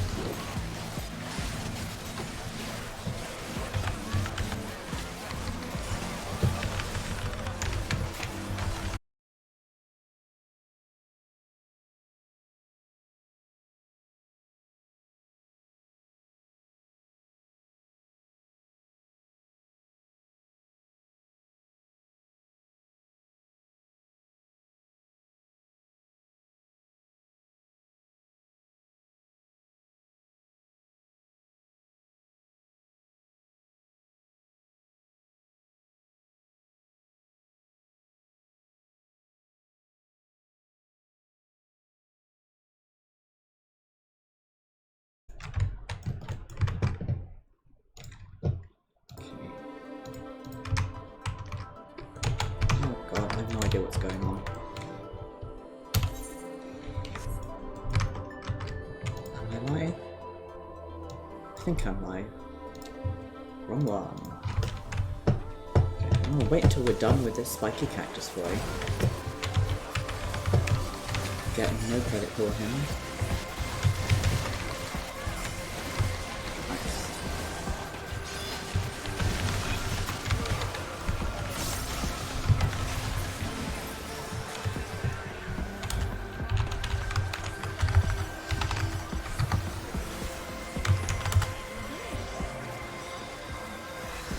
Yeah.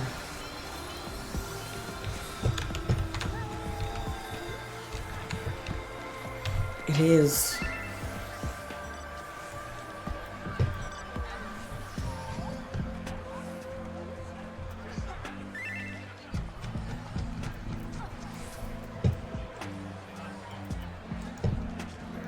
Really dead? No, everyone's alive. Okay.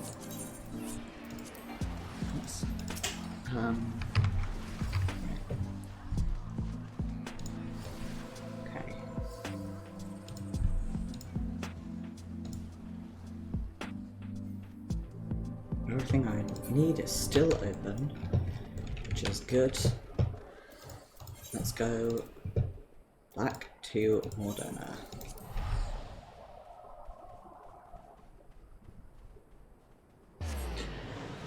It really is. I don't mind it so much on Maeve because Maeve has a lot more money and isn't really spending it. But Arshad has less money, and I'm spending more of it because of like buying stuff for glamours and things like that. Not really on like gear; it's much more on glamours. Speaking of which, if I can not get lost, I should be able to afford a new piece.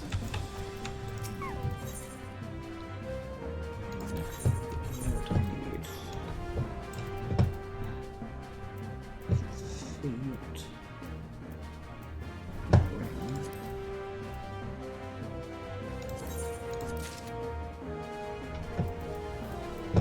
Good food.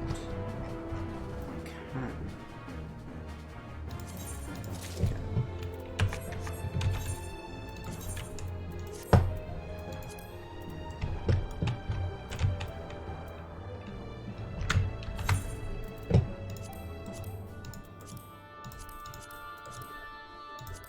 Cool. Okay. Dragoon for finishing the story off.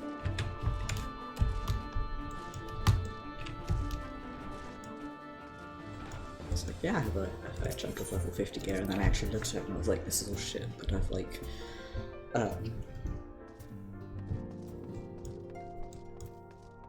collected ages ago. Recommend that the Alliance keep a closer watch over Cartman.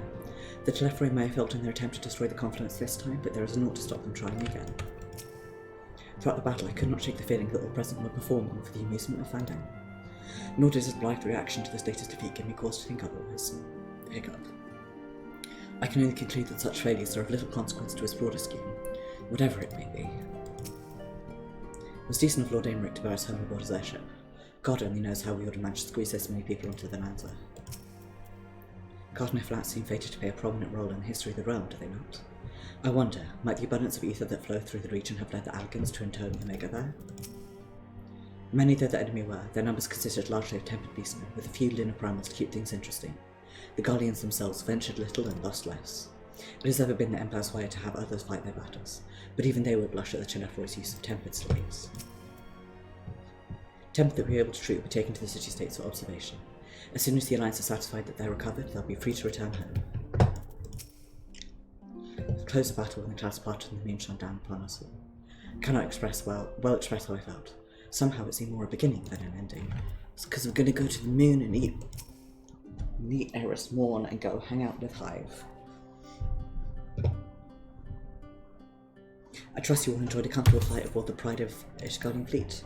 Lest you worry, the Bonanza has been towed to a nearby location to be retrieved at your convenience. You thought of everything, Lord Aymeric, and may I say how much I appreciate the hospitality you afforded us on the way home. Think nothing of it. Our destination lay in the same direction, and it afforded me the perfect opportunity to learn how my errant friend has been since he last took his leave. Can't escape forever, Estinian. Seemed we finally found a place to settle down. I merely grew wary of wandering the Far East. My arse. Returning to more serious matters. While the Tenephroid had been driven from Cartonnef, 'tis likely that the bulk of their forces yet remain. On evidence of the Grand Company's first joint military operation, however, I'm confident that we have the potential to meet such threats head-on, even without the aid of you and yours. As such, while our forces keep the Tenephroid at bay, I would ask that you apply your talents to the task of neutralizing the towers. Right? Sensible division of labor. While the towers remain, so too will the threat of the lunar primals. And given our expertise in the field of etherology, we are better qualified to find the solution. That we are, especially should it happen to lie beyond the Alliance's dominion. There is a time and a place for formal investigations, of course, but certain secrets are one to hide where only enterprising individuals may venture. I could not agree more. There are none better suited to this task, nor any upon whom I would rather rely. Ouch. On behalf of the Alliance, I thank you. We look forward to receiving any information that you are able to uncover. And with that, I must take my leave. Should you have need of assistance, pray do not hesitate to ask. Fare you well, my friends. Totaru holds, unimaginable power. Confess I've been hoped to be able to study the towers more closely, vital as they are to the Tenephroid's plans. It's a very strangely written sentence. Vital as they are plainly to the Tenephroid's plans. I must put some commas in there. Vital as they are plainly to the Tenephroid's plans. If you can discern their ultimate function, we'll be one step closer to understanding our enemy's grand scheme. When I'm writing, especially when I'm writing academic papers and stuff like that, I have a habit of using too many commas, and it's because I tend to write as if I were to read out the paper, which means that I use lots of commas to indicate, in a sentence where one should mentally pause if one was reading out. And it's a known problem, and I won't stop because I like commas, I think they're helpful. Should we succeed in neutralizing them, of course, it is all but certain that the Tenephroid will mount an all-out invasion. And then it will begin. The one who awaits at the heart of the chaos will come for us. For you. Yet in the end, our true nemesis may be the calamity to end all calamities. The final days themselves. Yes, all right, Alphina. We need a plan, not portents. As Thancred so eloquently pointed out, we're in a position to seek information from all manner of places, not least Sharlayan. According to Kral, the Forum have been more secretive than ever of late, and while this may be related to the appearance of the Tenephroid, that remains a matter of speculation. But one thing is clear, the Forum is determined to keep us from discovering the truth. Master Foshino's performance at the Lotus Stand was enough to convince me of that.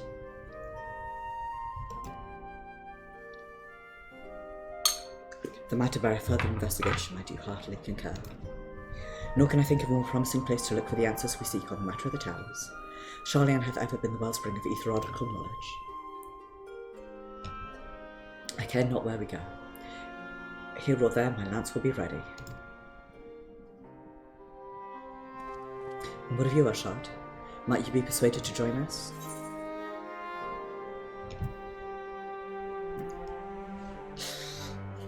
That means I can have words with Foch now. Only after I do. Fina's friends in the forum think we'll leave him alone after they ignore us. They're in for a shock. It appears we're in agreement. We have but to wait for Corral to secure the necessary permissions. In the meantime, there is a matter I would investigate. Does it involve tool structures? By strange coincidence, it does. At present, I have only a creeping suspicion, but with your help, I will soon find out whether my fears are warranted. Right. These kids are ours now. We've collectively adopted them as a collective.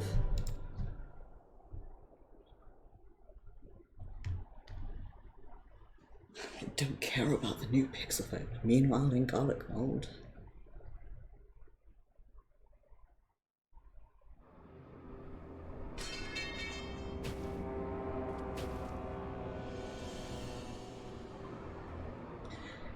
It is a very Xenos class Reaper, I have to say.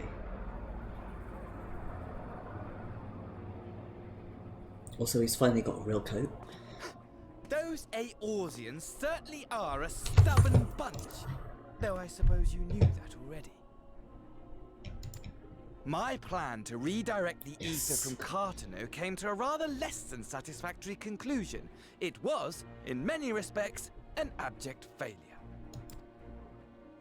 Which does, of course, raise the question of where we are going to procure the requisite amount. The obvious solution would be to draw on resources a little closer to home, though that would require our dreamer to dream a trifle more deeply. We're in secret world of dreamers. So be it.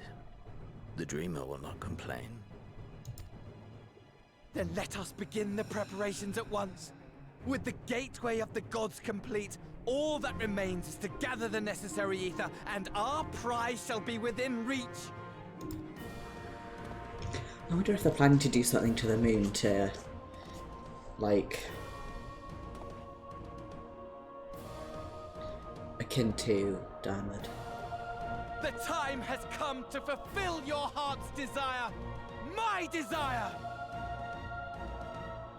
To relieve those wretched creatures of their meaningless existence!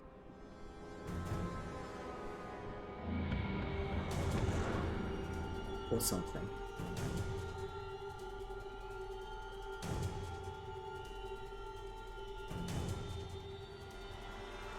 While I await you, I shall drink a sea of souls and gorge myself upon the darkened moon.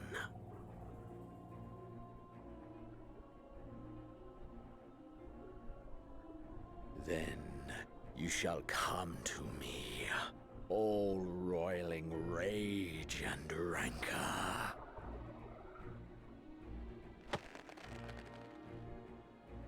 And the hate that stars shall bear face so witness much. to our final contest.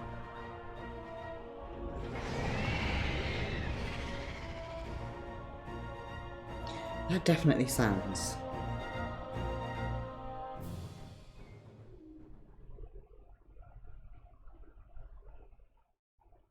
Let's be one.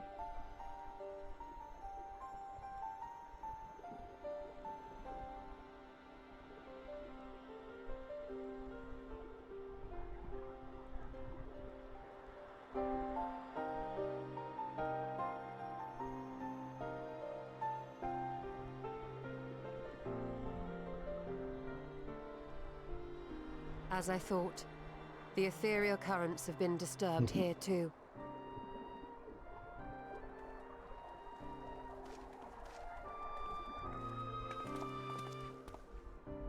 Yes, cute cat. It was the same in Thanalan. Make that every location we surveyed. And the strength of each current has diminished dramatically, far more than could be attributed to a natural occurrence.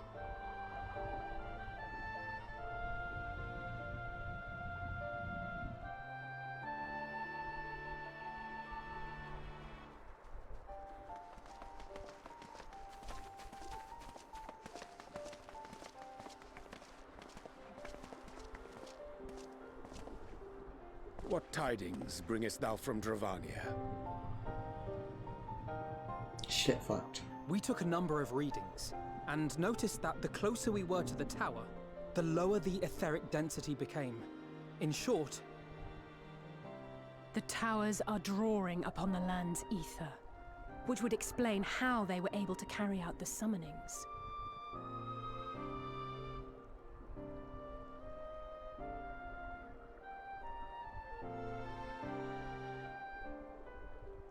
Our allies must be informed of this.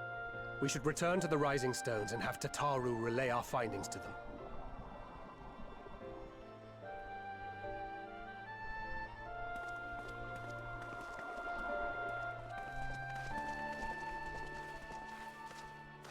Hear me. Hear me. Hear me. Hear me. Darkness comes, and with it, the end. Does not like my video to me. The fate of the star is in your hands. Do you know what stupid thing my brain just said? My brain just said reverse Asian because I was looking at the robes, and then I was like, literally.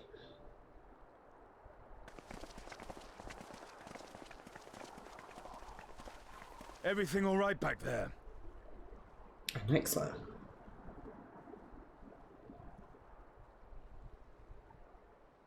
I suppose it does answer the question of, like, each other's question of when did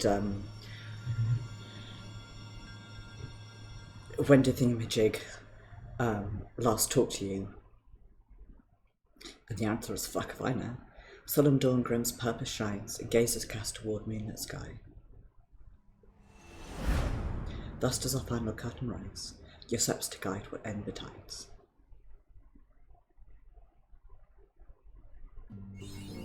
I think I just like completely forgotten about that segment. Forgotten about doing that segment on Maeve. I can't remember, when did 5.55 come out? It was like midsummer, wasn't it? No, it was May.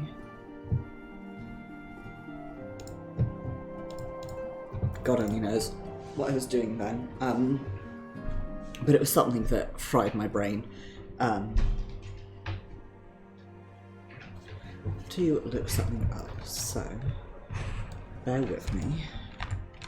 Enjoy hanging out in Rising Stones for a bit.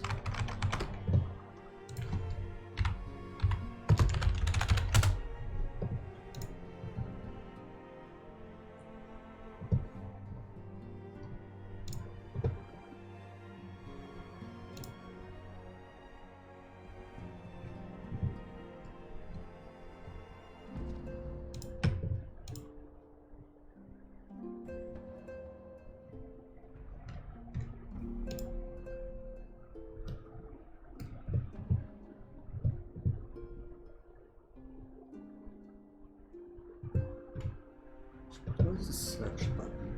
Would be here.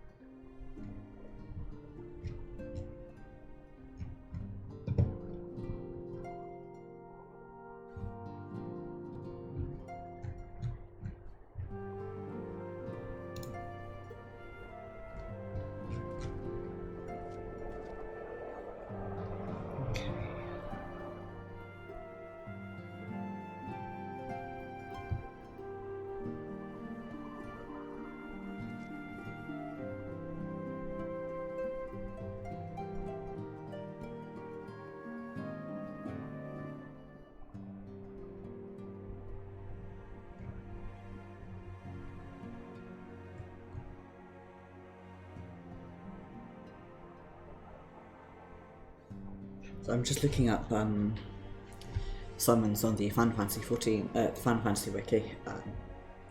Just thinking, okay, take care, have a good night. Hope you have a good. I'm good.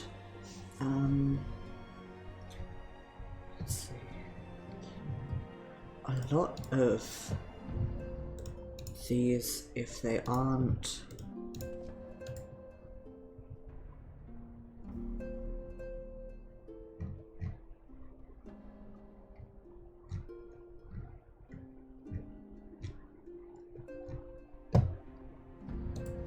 summons, they tend to be enemies.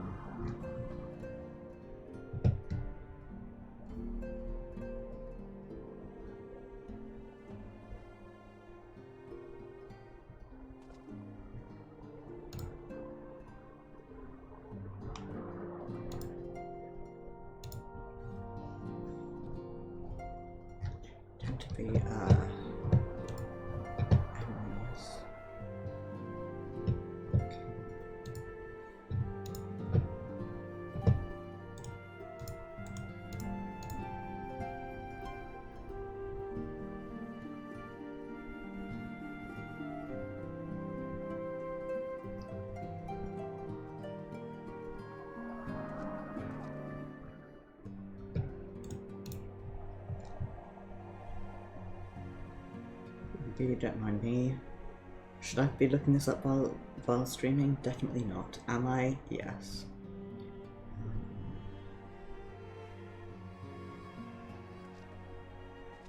Yeah, like there's some of these which it's like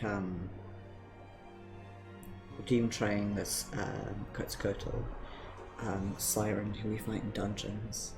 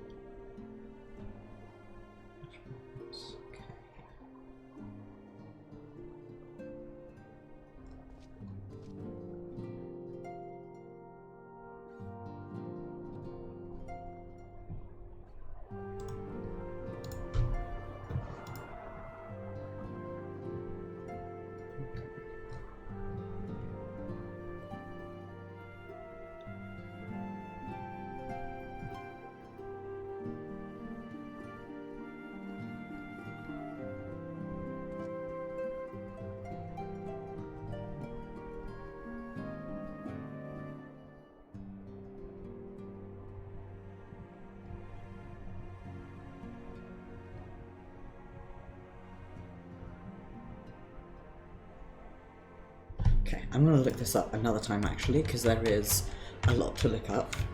And in the meantime, I am going... What do I feel like doing first? I feel like doing Eden first. So, we're going to head off to Ring. I have done the first 2 sets of Eden raids. So only doing part 3. Well, these are Noxus Dragoon, but I'm going to keep the actual things as ninja, just going better at it and I enjoy it more.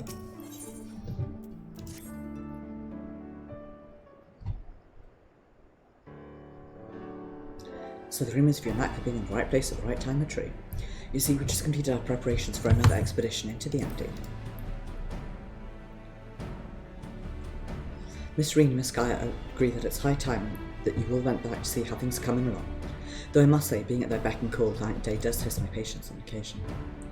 Wheel, wheel, wheel, fancy seeing you here.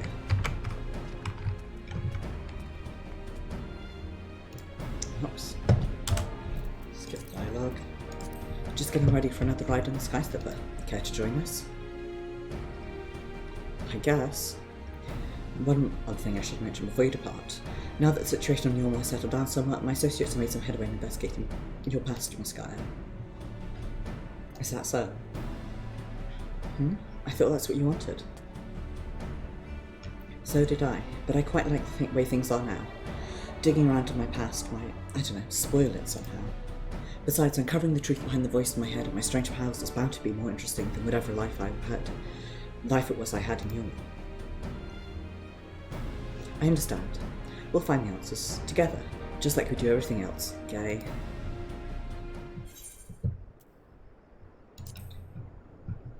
Did you make that necklace? You mean from the ice crystal we found after the battle? I was sure it would have melted by now, but seems Reen was right. Yes, we had it made into a necklace. She insisted that I have it, even though it doesn't suit me at all. Still, I suppose it makes a nice memento, so I keep it somewhere safe. Come on, Gaia, look lovely on you. You're not embarrassed to wear it, are you? Silly, of course I'm not. In any case, I wouldn't want to lose it while we're in the empty. Unlike the coffee biscuits you brought along, I can't just go and buy another one. That was supposed to be a surprise for Arshad.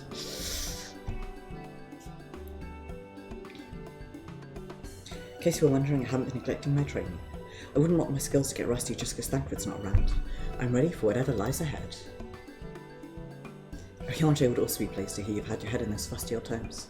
I've even done a bit of studying myself. After all, it's up to us to take care of the empty now. Sort of wish I'd left this so I could do the whole thing in one go. And remember, looking forward to seeing how things have changed. Like, I actually remember the plot of this fairly well. Goodness, pardon me. But nonetheless, I'm sorry for the humans. Let's see, it's 10 o'clock. Feeling okay.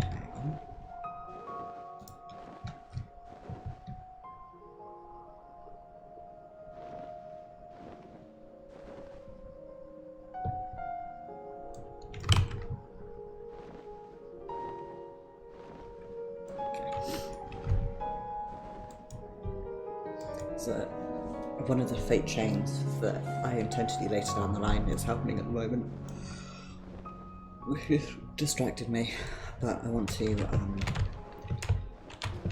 get Behemoth done first. I don't suppose you fancy taking him this time.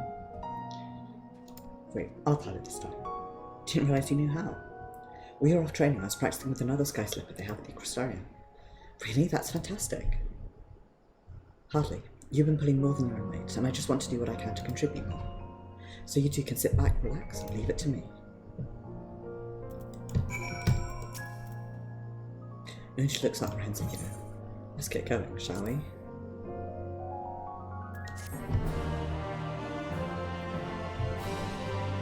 I'm really sorry for the ones.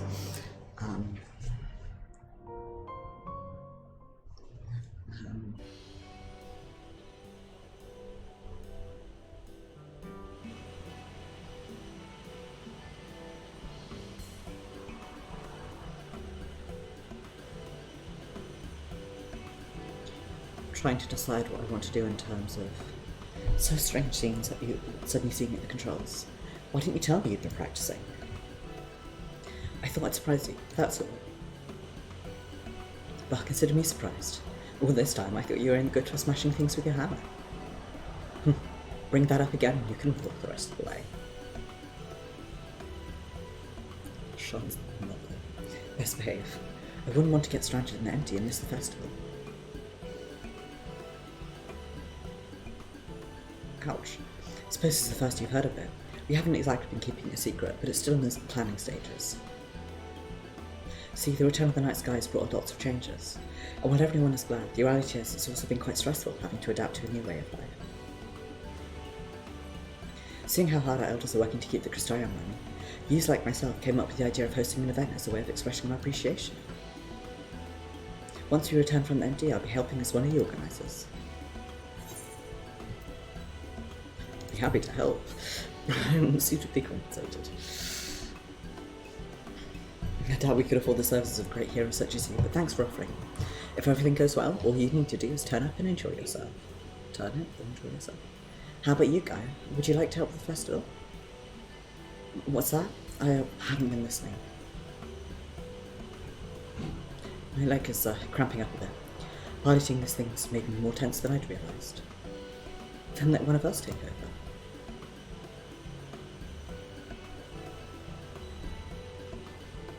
No, I'll be fine.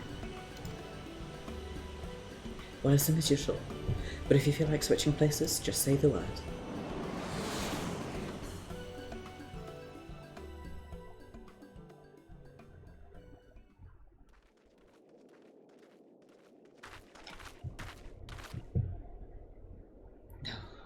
can this be?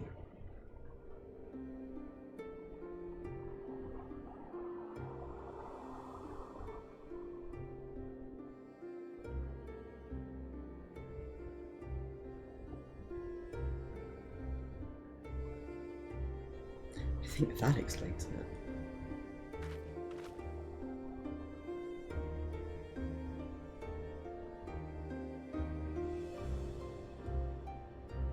Gay rock.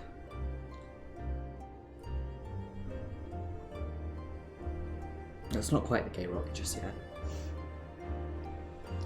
Light. Does this mean there's still too much of it in the empty? I'm no expert, but this might be a result of losing control when you restored the ice element. Even though I tried to use darkness to hold back the light spreading forth, it seems it wasn't enough. Then we're right back to where we started. Oh, this is all my fault. No, Rena, you mustn't blame yourself. You return to me. Restore the darkness while you still can.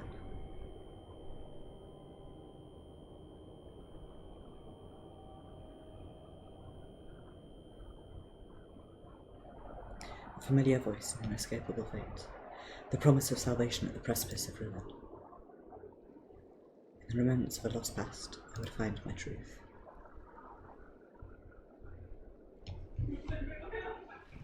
People outside, maybe talking, doing things. Probably had the thought that some of the characters in Destiny could have a good conversation with these guys about darkness versus light. There's all this like, oh, the darkness is evil, don't surrender to it, don't use it.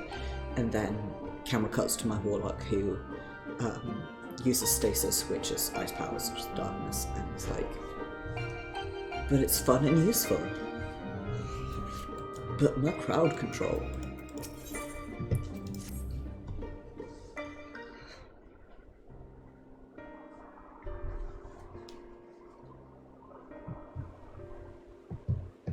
Restore darkness. What did you say, Gaia?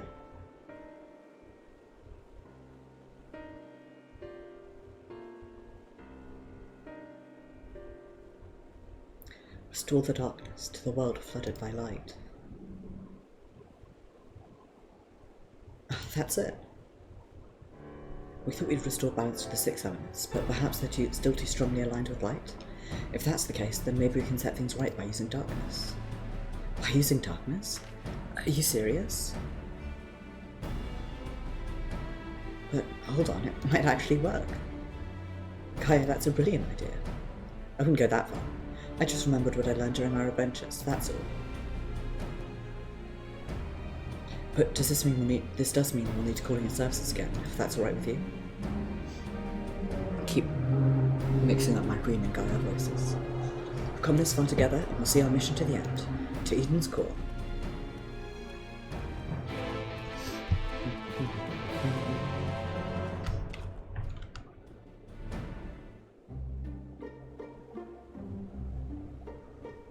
Oh, I remembered what the boss is.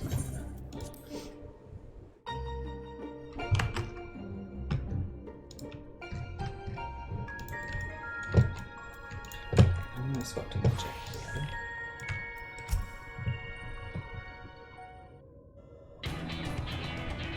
Right, let's get started. Were there any planets aligned with darkness? I can't seem to recall it. You mean there isn't one?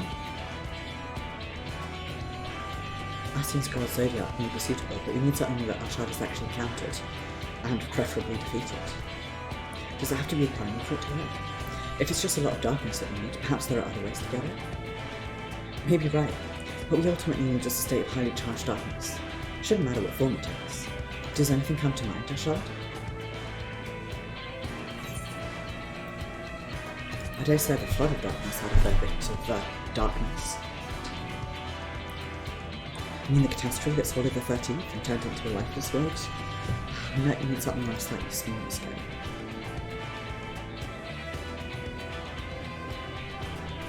Cloud of darkness. can't begin to imagine how powerful it must have been. It's actually one of the easier fights in the game. I say we found the perfect antidote.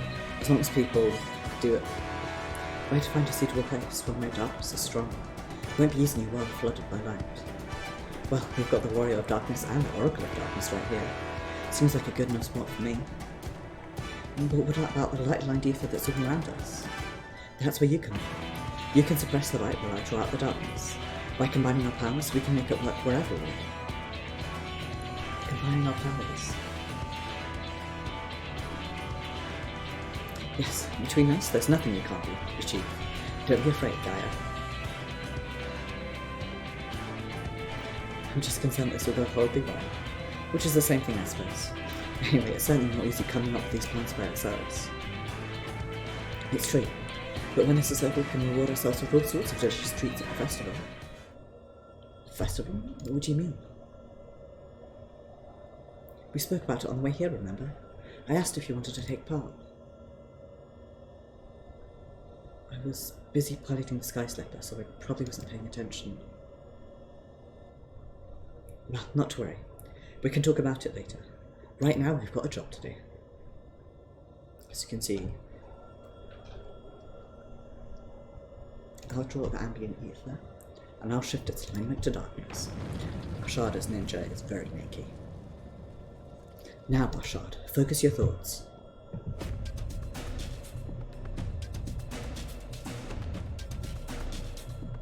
Memories of the cloud of darkness enshroud your mind.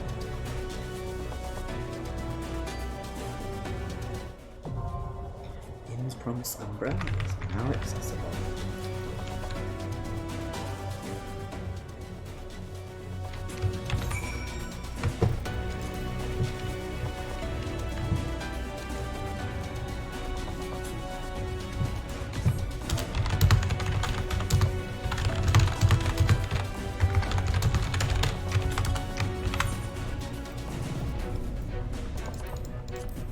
Okay, see how it goes. Has a lone deeds.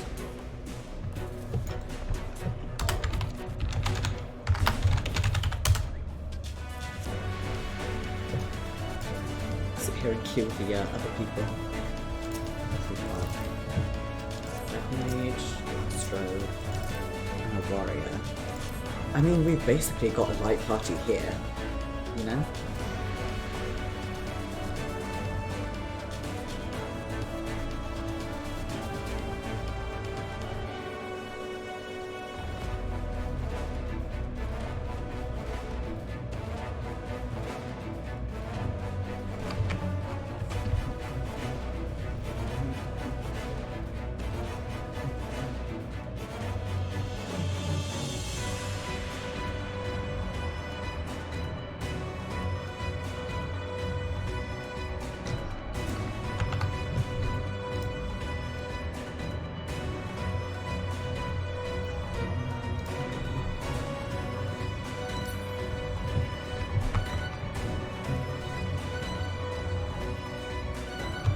Place one on Q and I can keep looking at this list of summons.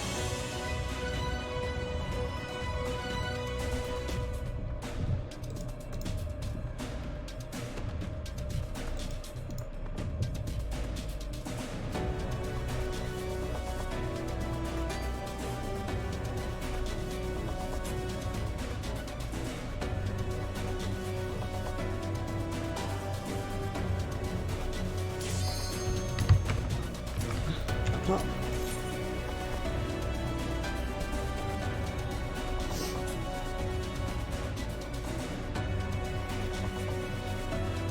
One last DPS.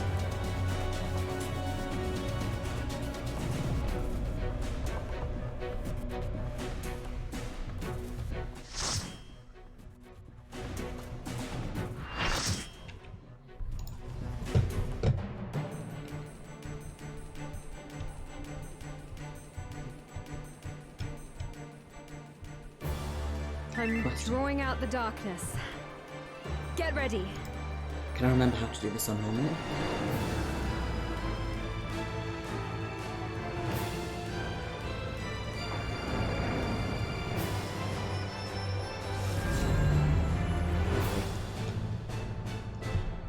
I'm not gonna say it.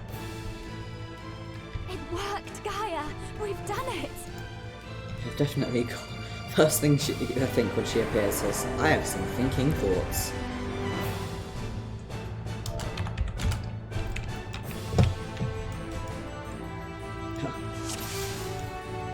I've got 2 ninjas and 2 summoners.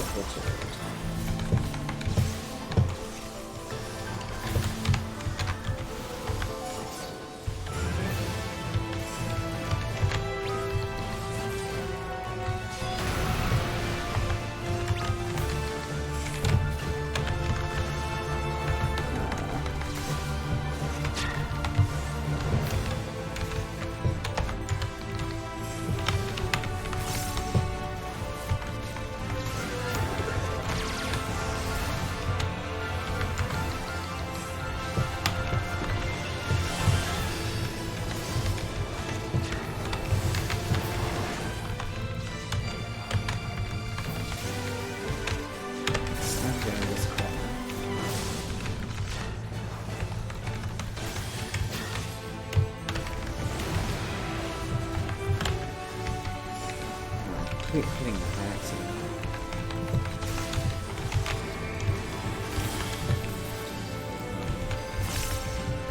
Can I remember the last time? Yeah, absolutely not.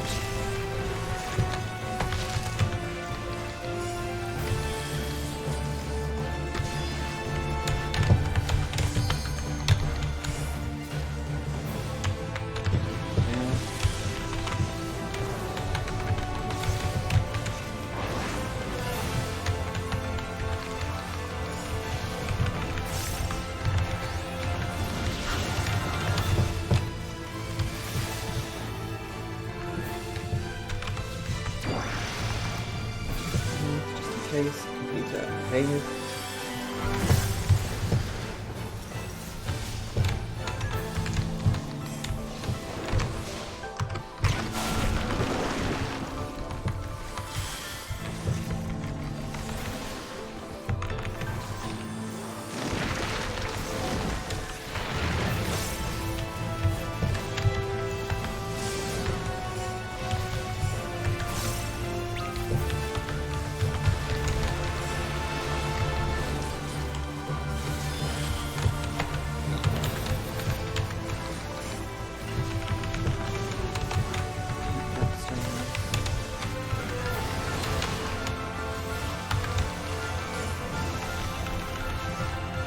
What's the trigger for still watching? Yes, for the next bit.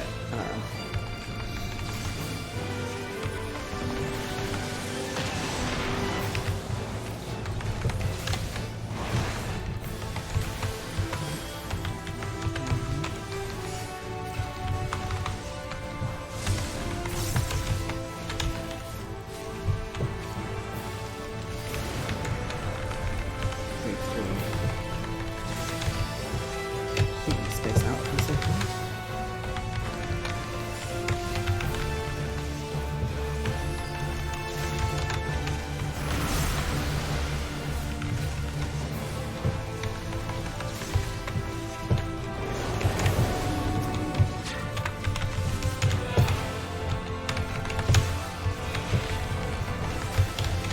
So my brain's just like, run.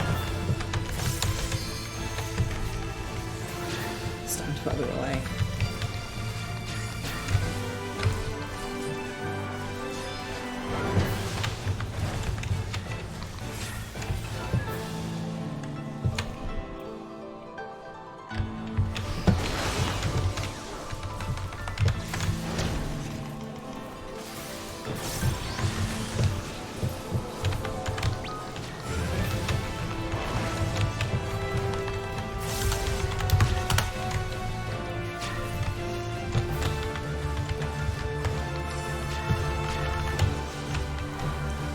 got a nice little train going here.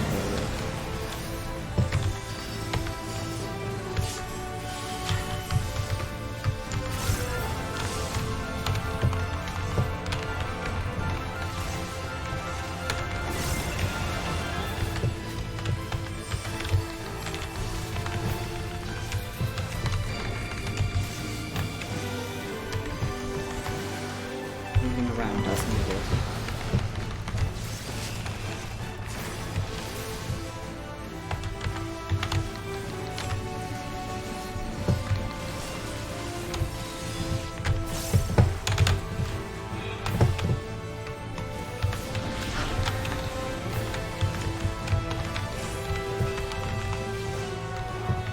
Not like the circle, but she'll be back in it later, so.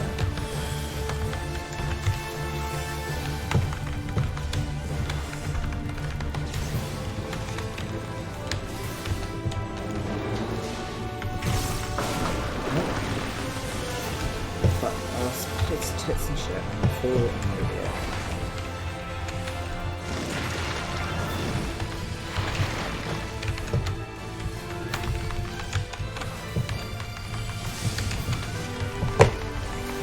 Pretend that didn't happen.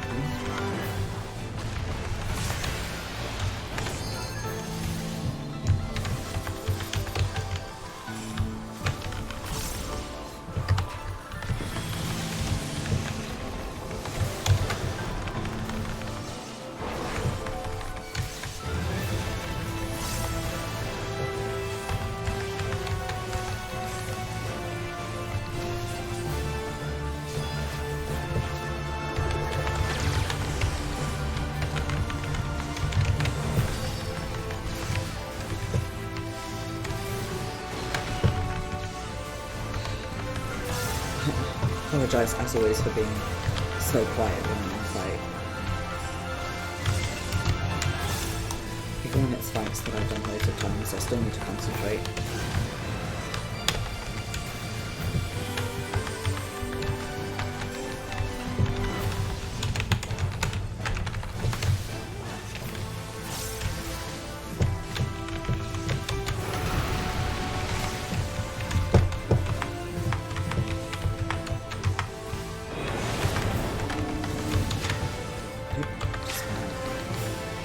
They are what feeds us.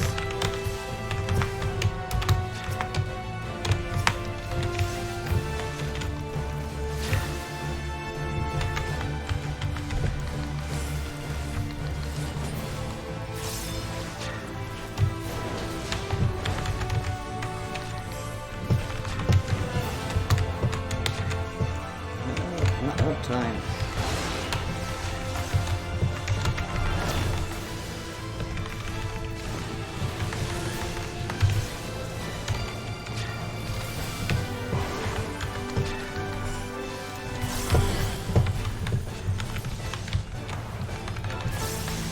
No idea.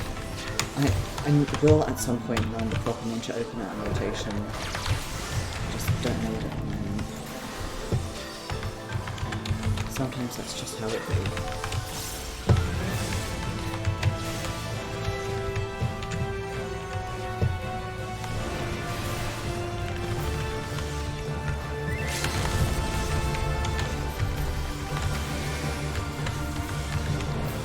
Ninja's macro for hitting LB was let's hit the climax. I mean, you know, fair.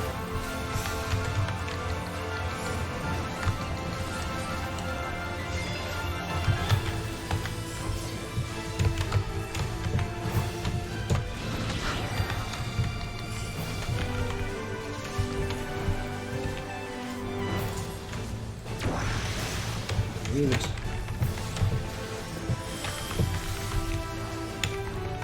Getting shit in at the worst possible time because I'm falling over it.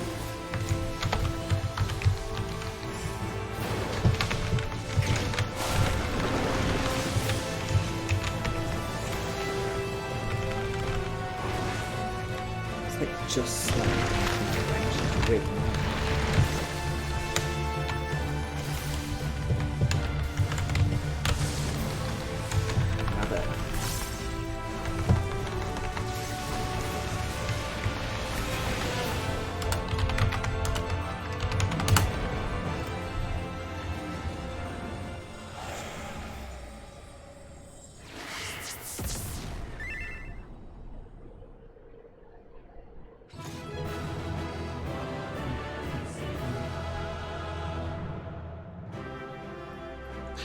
necklace.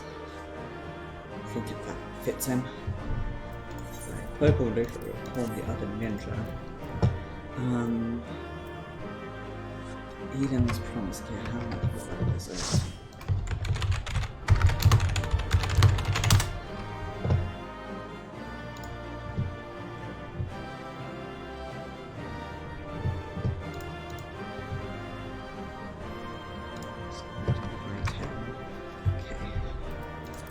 I'll need on everything and worry about it later. Wow, nothing. Cool.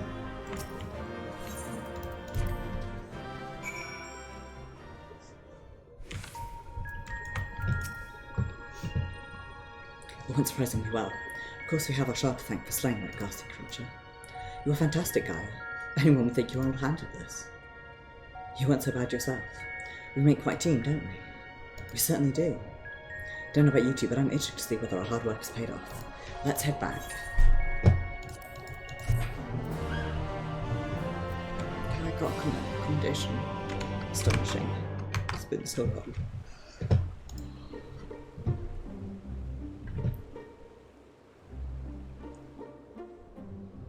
Plants are just as lifeless as they were before. Maybe the light's influence is still too strong?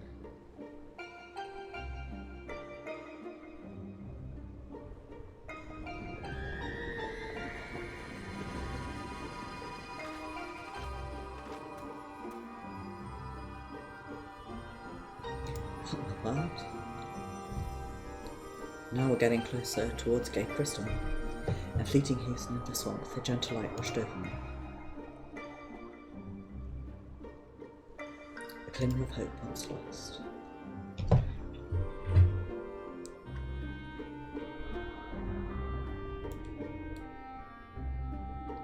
Don't know if I can see this, but my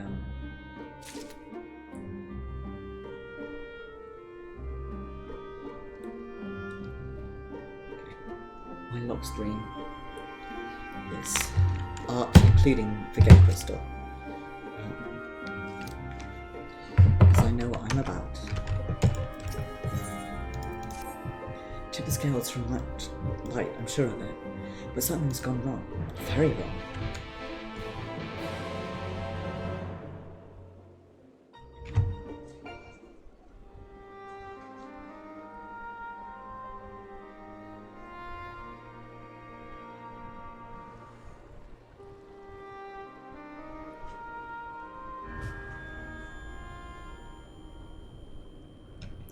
For 100 long years I have waited for this moment.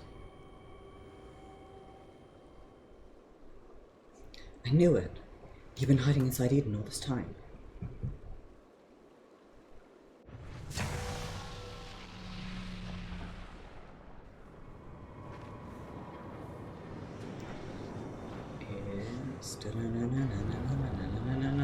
It's an Asian.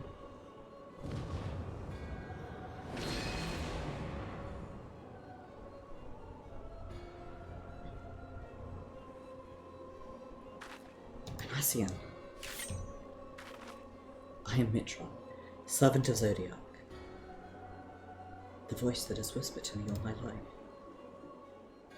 Indeed, and thanks to you, I am all but free from my prison of light. Does that mean Eden was used to seal away an Asian?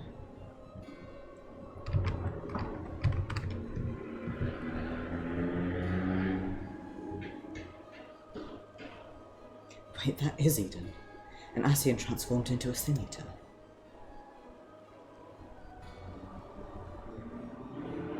I've heard enough about Asians to know they're nothing but trouble. But I never imagined that one of them was behind all this. Thought that restoring the darkness was my idea, but this was your plan from the very beginning. We want Gaia's outfit, specifically for male teens, because Arshad deserves thigh highs like that. It was. But all it took was the slightest suggestion. The rest was entirely your own doing.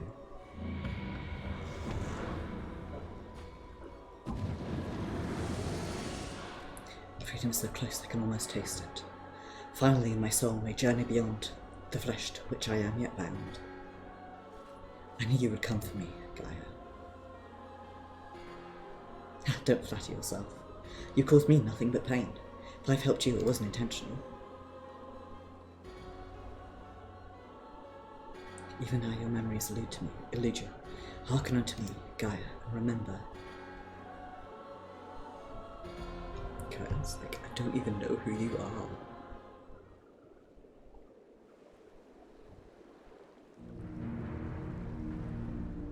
In an age past, the world you know as the 13th was flooded by darkness.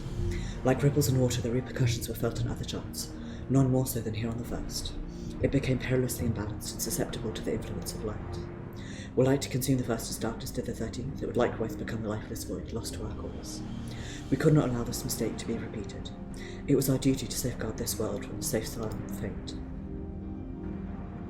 After a time, Emmett conceived of a plan to trigger a rejoining, utilising the very light we'd laboured to keep in check, and test us with bringing the plan to fruition.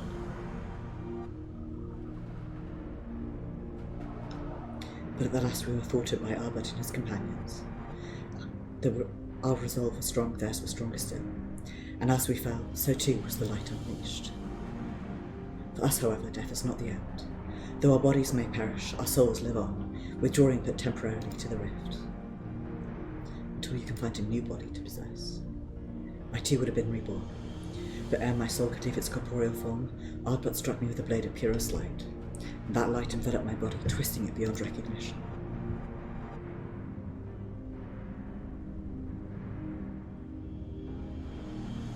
Eden, the first Sin Eater. My soul felt such agony as I'd never known, and then I knew no more. In my insensate, instinctive state, influenced by Arbut's fervent desire to banish darkness, I unleashed the light burgeoning within me, and it spread as an all-consuming wave to every corner of the world.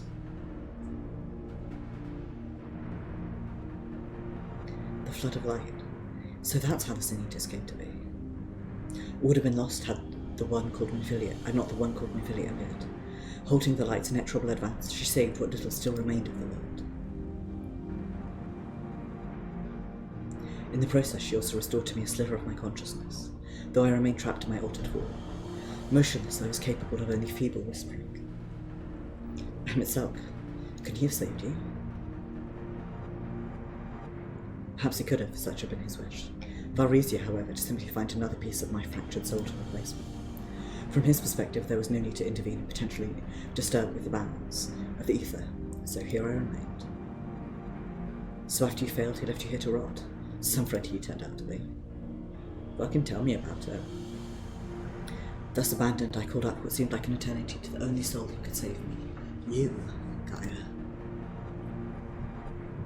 All this time you were calling to me for help?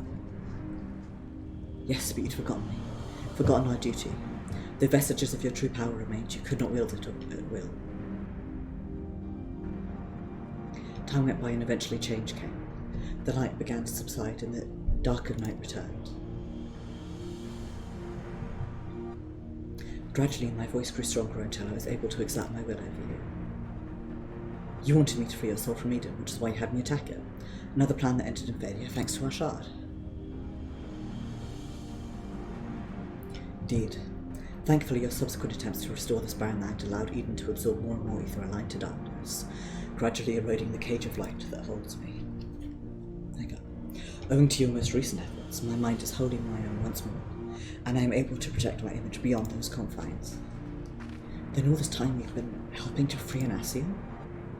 That's a fine tale, but why should I care about any of it? What are you to me? Come with me to Eden's core. There, all shall become clear. Wait.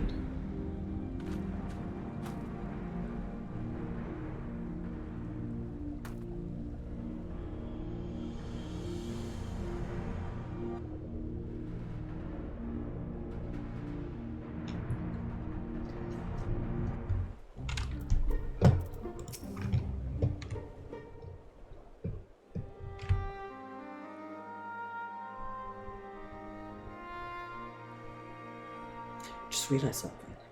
If Eden's been absorbing all that rebalanced ether, that must be why we've struggled to restore life to the empty. Suppose we can think about that later, though. More importantly, it seems I've lost control over Eden, most likely because of the Ascian. Yonionte specifically warned us not to listen to the various honeyed words, so we better think this through before we go rushing in. Finally, he and Thankford are here now. What are you talking about? I'm sorry, Guy. I shouldn't be so quick to lose heart. No, that's not what I meant. Who are you and Angers and Thankford?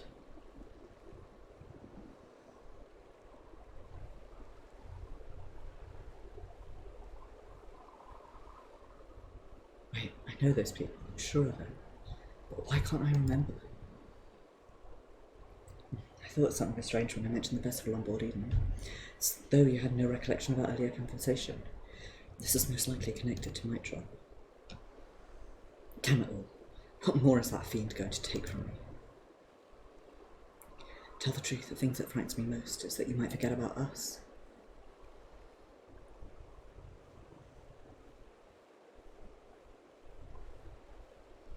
That won't happen. For every memory I lose, we'll make 2 more together. And if I need to know something, I can just ask you. Why not start by telling me about your Angers and Thankford? To be honest, my nerves are all a jitter, so I need something to help me settle down before we confront Mitra.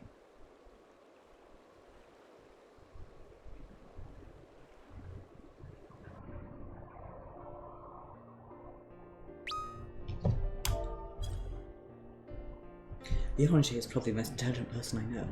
He spends a lot of time reading, but he also says that you can't learn everything from books, and encouraged me to go out to see the world for myself. Sounds sensible to me. Much better to experience things firsthand than to read about someone else's. Like those coffee biscuits. No book could ever describe how good they taste. Is there anything else you can tell me about him, Arshad?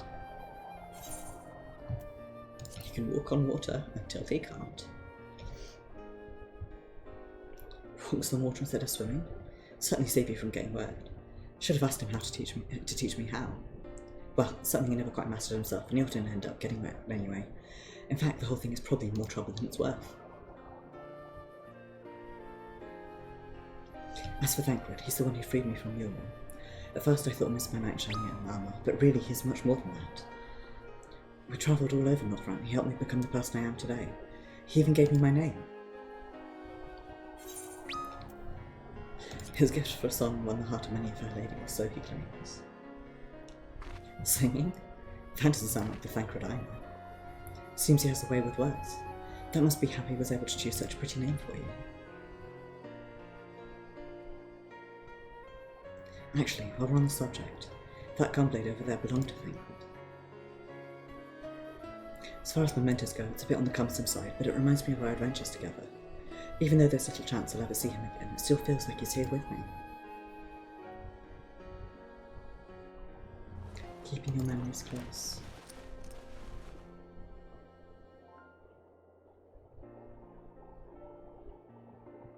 You know what? I should keep a diary.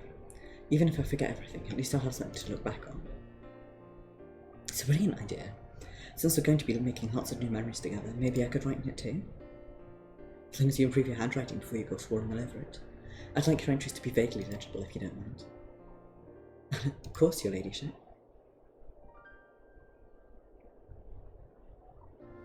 Before that, we've got Nassim to deal with.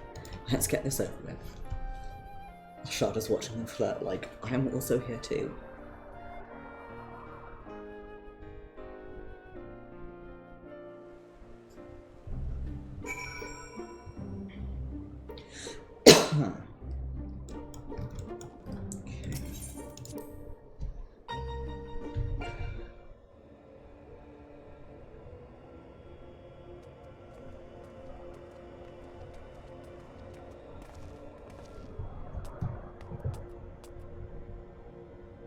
We came as you asked, so start talking. Why settle for mere words when I offer something far greater? Eden will now afford you a glimpse of the past. More than a glimpse, in fact. It will be as real as any other foes you yourselves have conjured forth. Conjured forth? You don't mean to perform a summoning, do you? I do. I shall recreate the battle of 100 years past, which pitted Ardbert and his fellow warriors against their nemesis, the Shadowkeeper.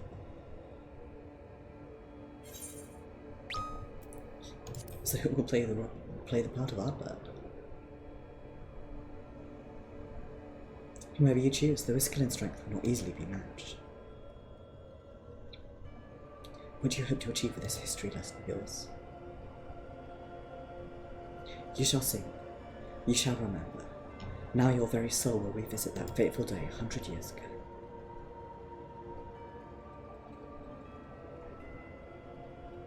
Gaia, you can't trust Mantron. If you do, you'll end up being manipulated again.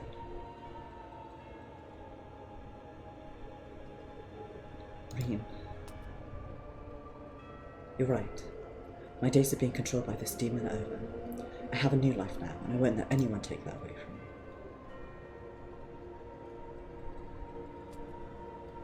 My will is my own. You have no power over me, or whatever the labyrinth quote is.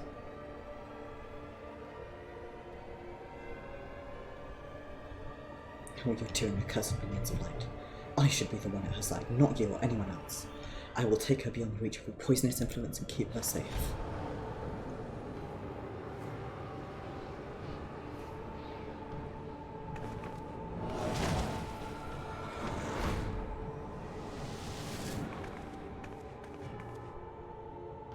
What have you done with Gaia?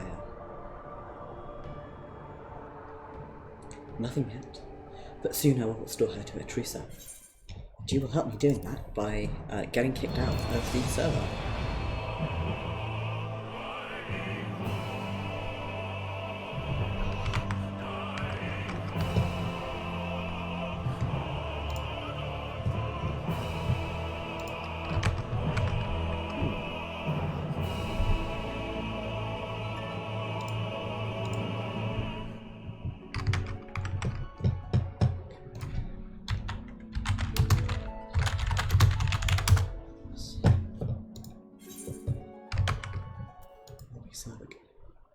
It's like when you try and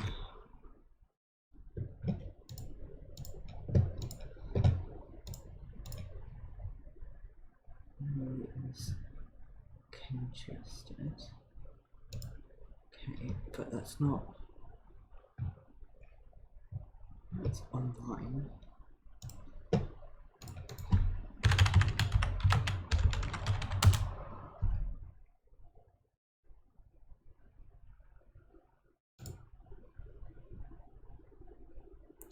Let's see if I can get in. If not, I guess the stream is ending early.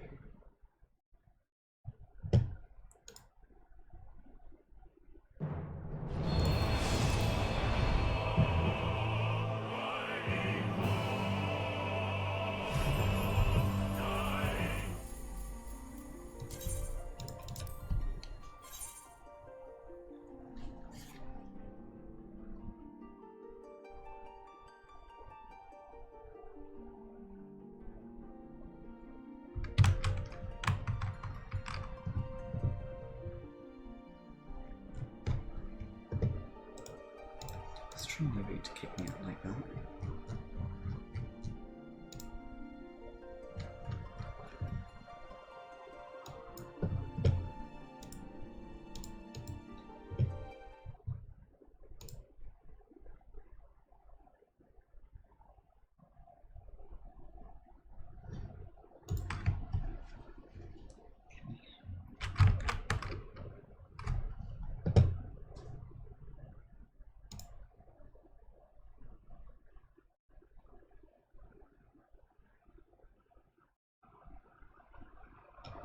Will I be able to load in? Christ, it really is like patch day maintenance.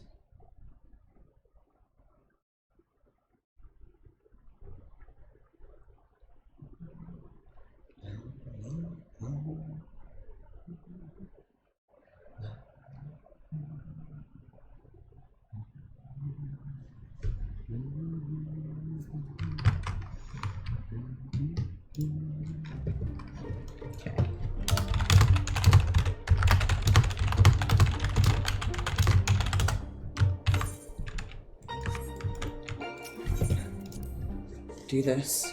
I'm not going to skip the cutscene, I'm just going to skip a bunch of the dialogue.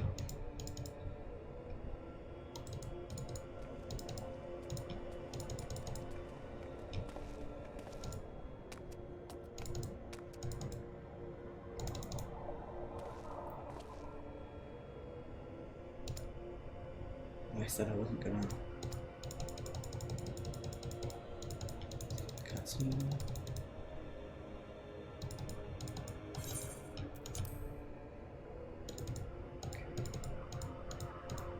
Yep.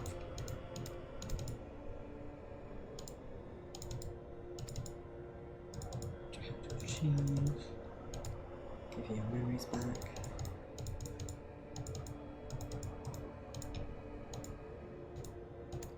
Can't trust him.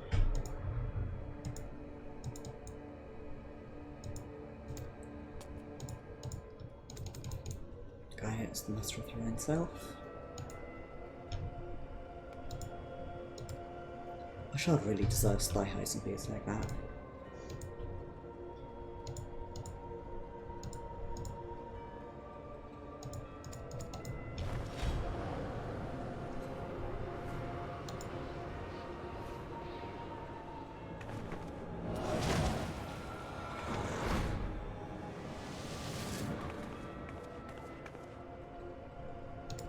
Have you done with that one? Nothing yet.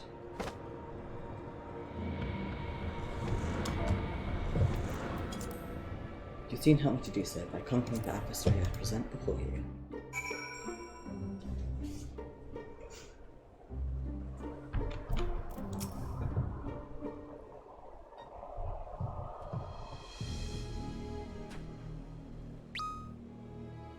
It was risky trusting Lyceum, but we've played right into his hands. There's no choice but to do what Nitron says. Perhaps, but I doubt that'll be the end of it. It's clear that Nitron has no intention of returning Gaia to us, but there may yet be an opportunity to free her. In the case of conflict, we can always find an opening to explode. Of course, it's the conflict part that comes first. But if Albert was able to overcome this foe, then so can you.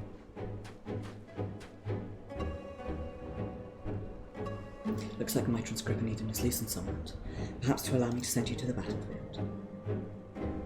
Once you get there, don't let your guard down. While this may be a reenactment of a moment in history, the threat you face is very real. Whatever happens, you must make it through this. Gaia is counting on us.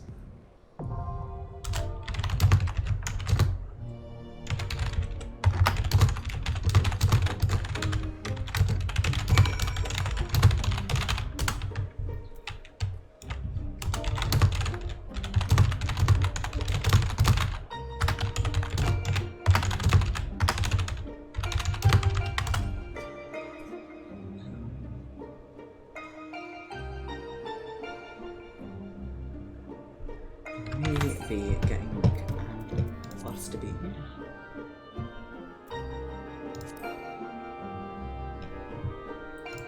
Or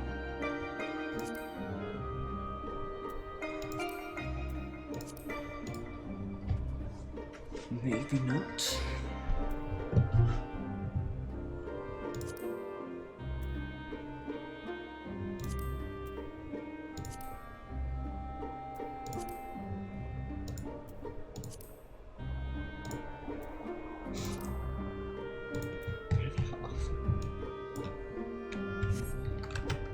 Well, I'm going to go ahead and queue.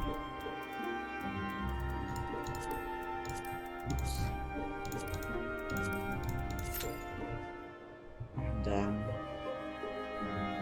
see what the haps are.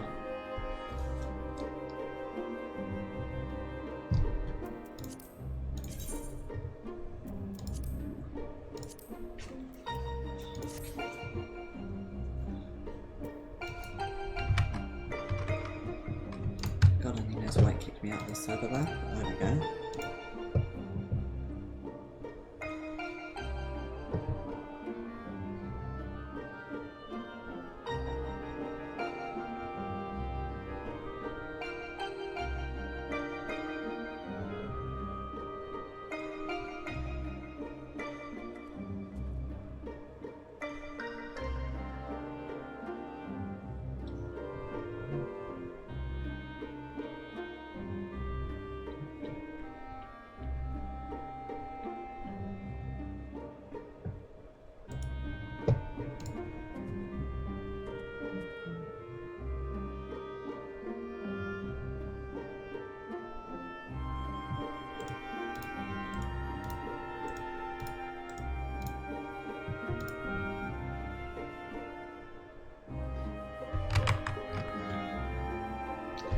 2 healers and a DPS.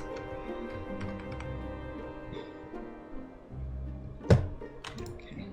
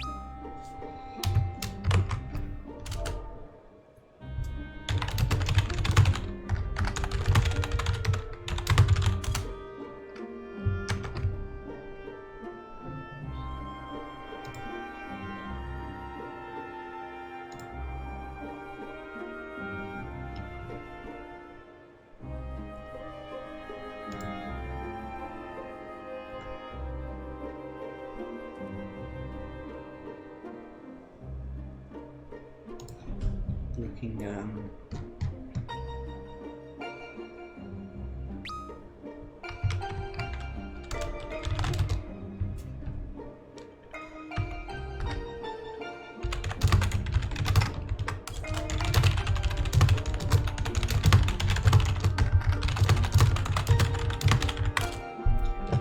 Okay, folks, I've changed my mind because it is almost 11 o'clock and I can feel my brain leaking out of my ears. I am going to end things off here. I'm going to say thank you very much for watching, it is very much appreciated, and I do hope that you enjoyed. I will be streaming, oh my god, my brain just... Destiny 2 this Thursday, where we will be continuing to catch up on Season of the Lost, and hopefully getting all caught up to the story, though I'm not sure. I think I'm now 2.5 weeks behind, so we'll see. Then on Saturday, it will be Indie Saturday, where we will be going through and getting the bad endings and seeing the alternate dialogue in Higurashi When They Cry, Miyotsuki Shimote. Then next Sunday will be Near Replicant, where we will be replaying on Route D, which I'm hoping I'll be able to get through pretty quickly. My main goal for this playthrough is to finish upgrading all of the weapons. So that's the plan. And then next Tuesday will be more Final Fantasy XIV, where I will be doing the Eden raids and the Neo raids on Arshad, maybe doing the trials as well. I don't know, we'll see. Either way, thank you very much for watching, it is very much appreciated. Do have a wonderful evening and be excellent to each other. I hit that command twice, and I shall see you on Thursday.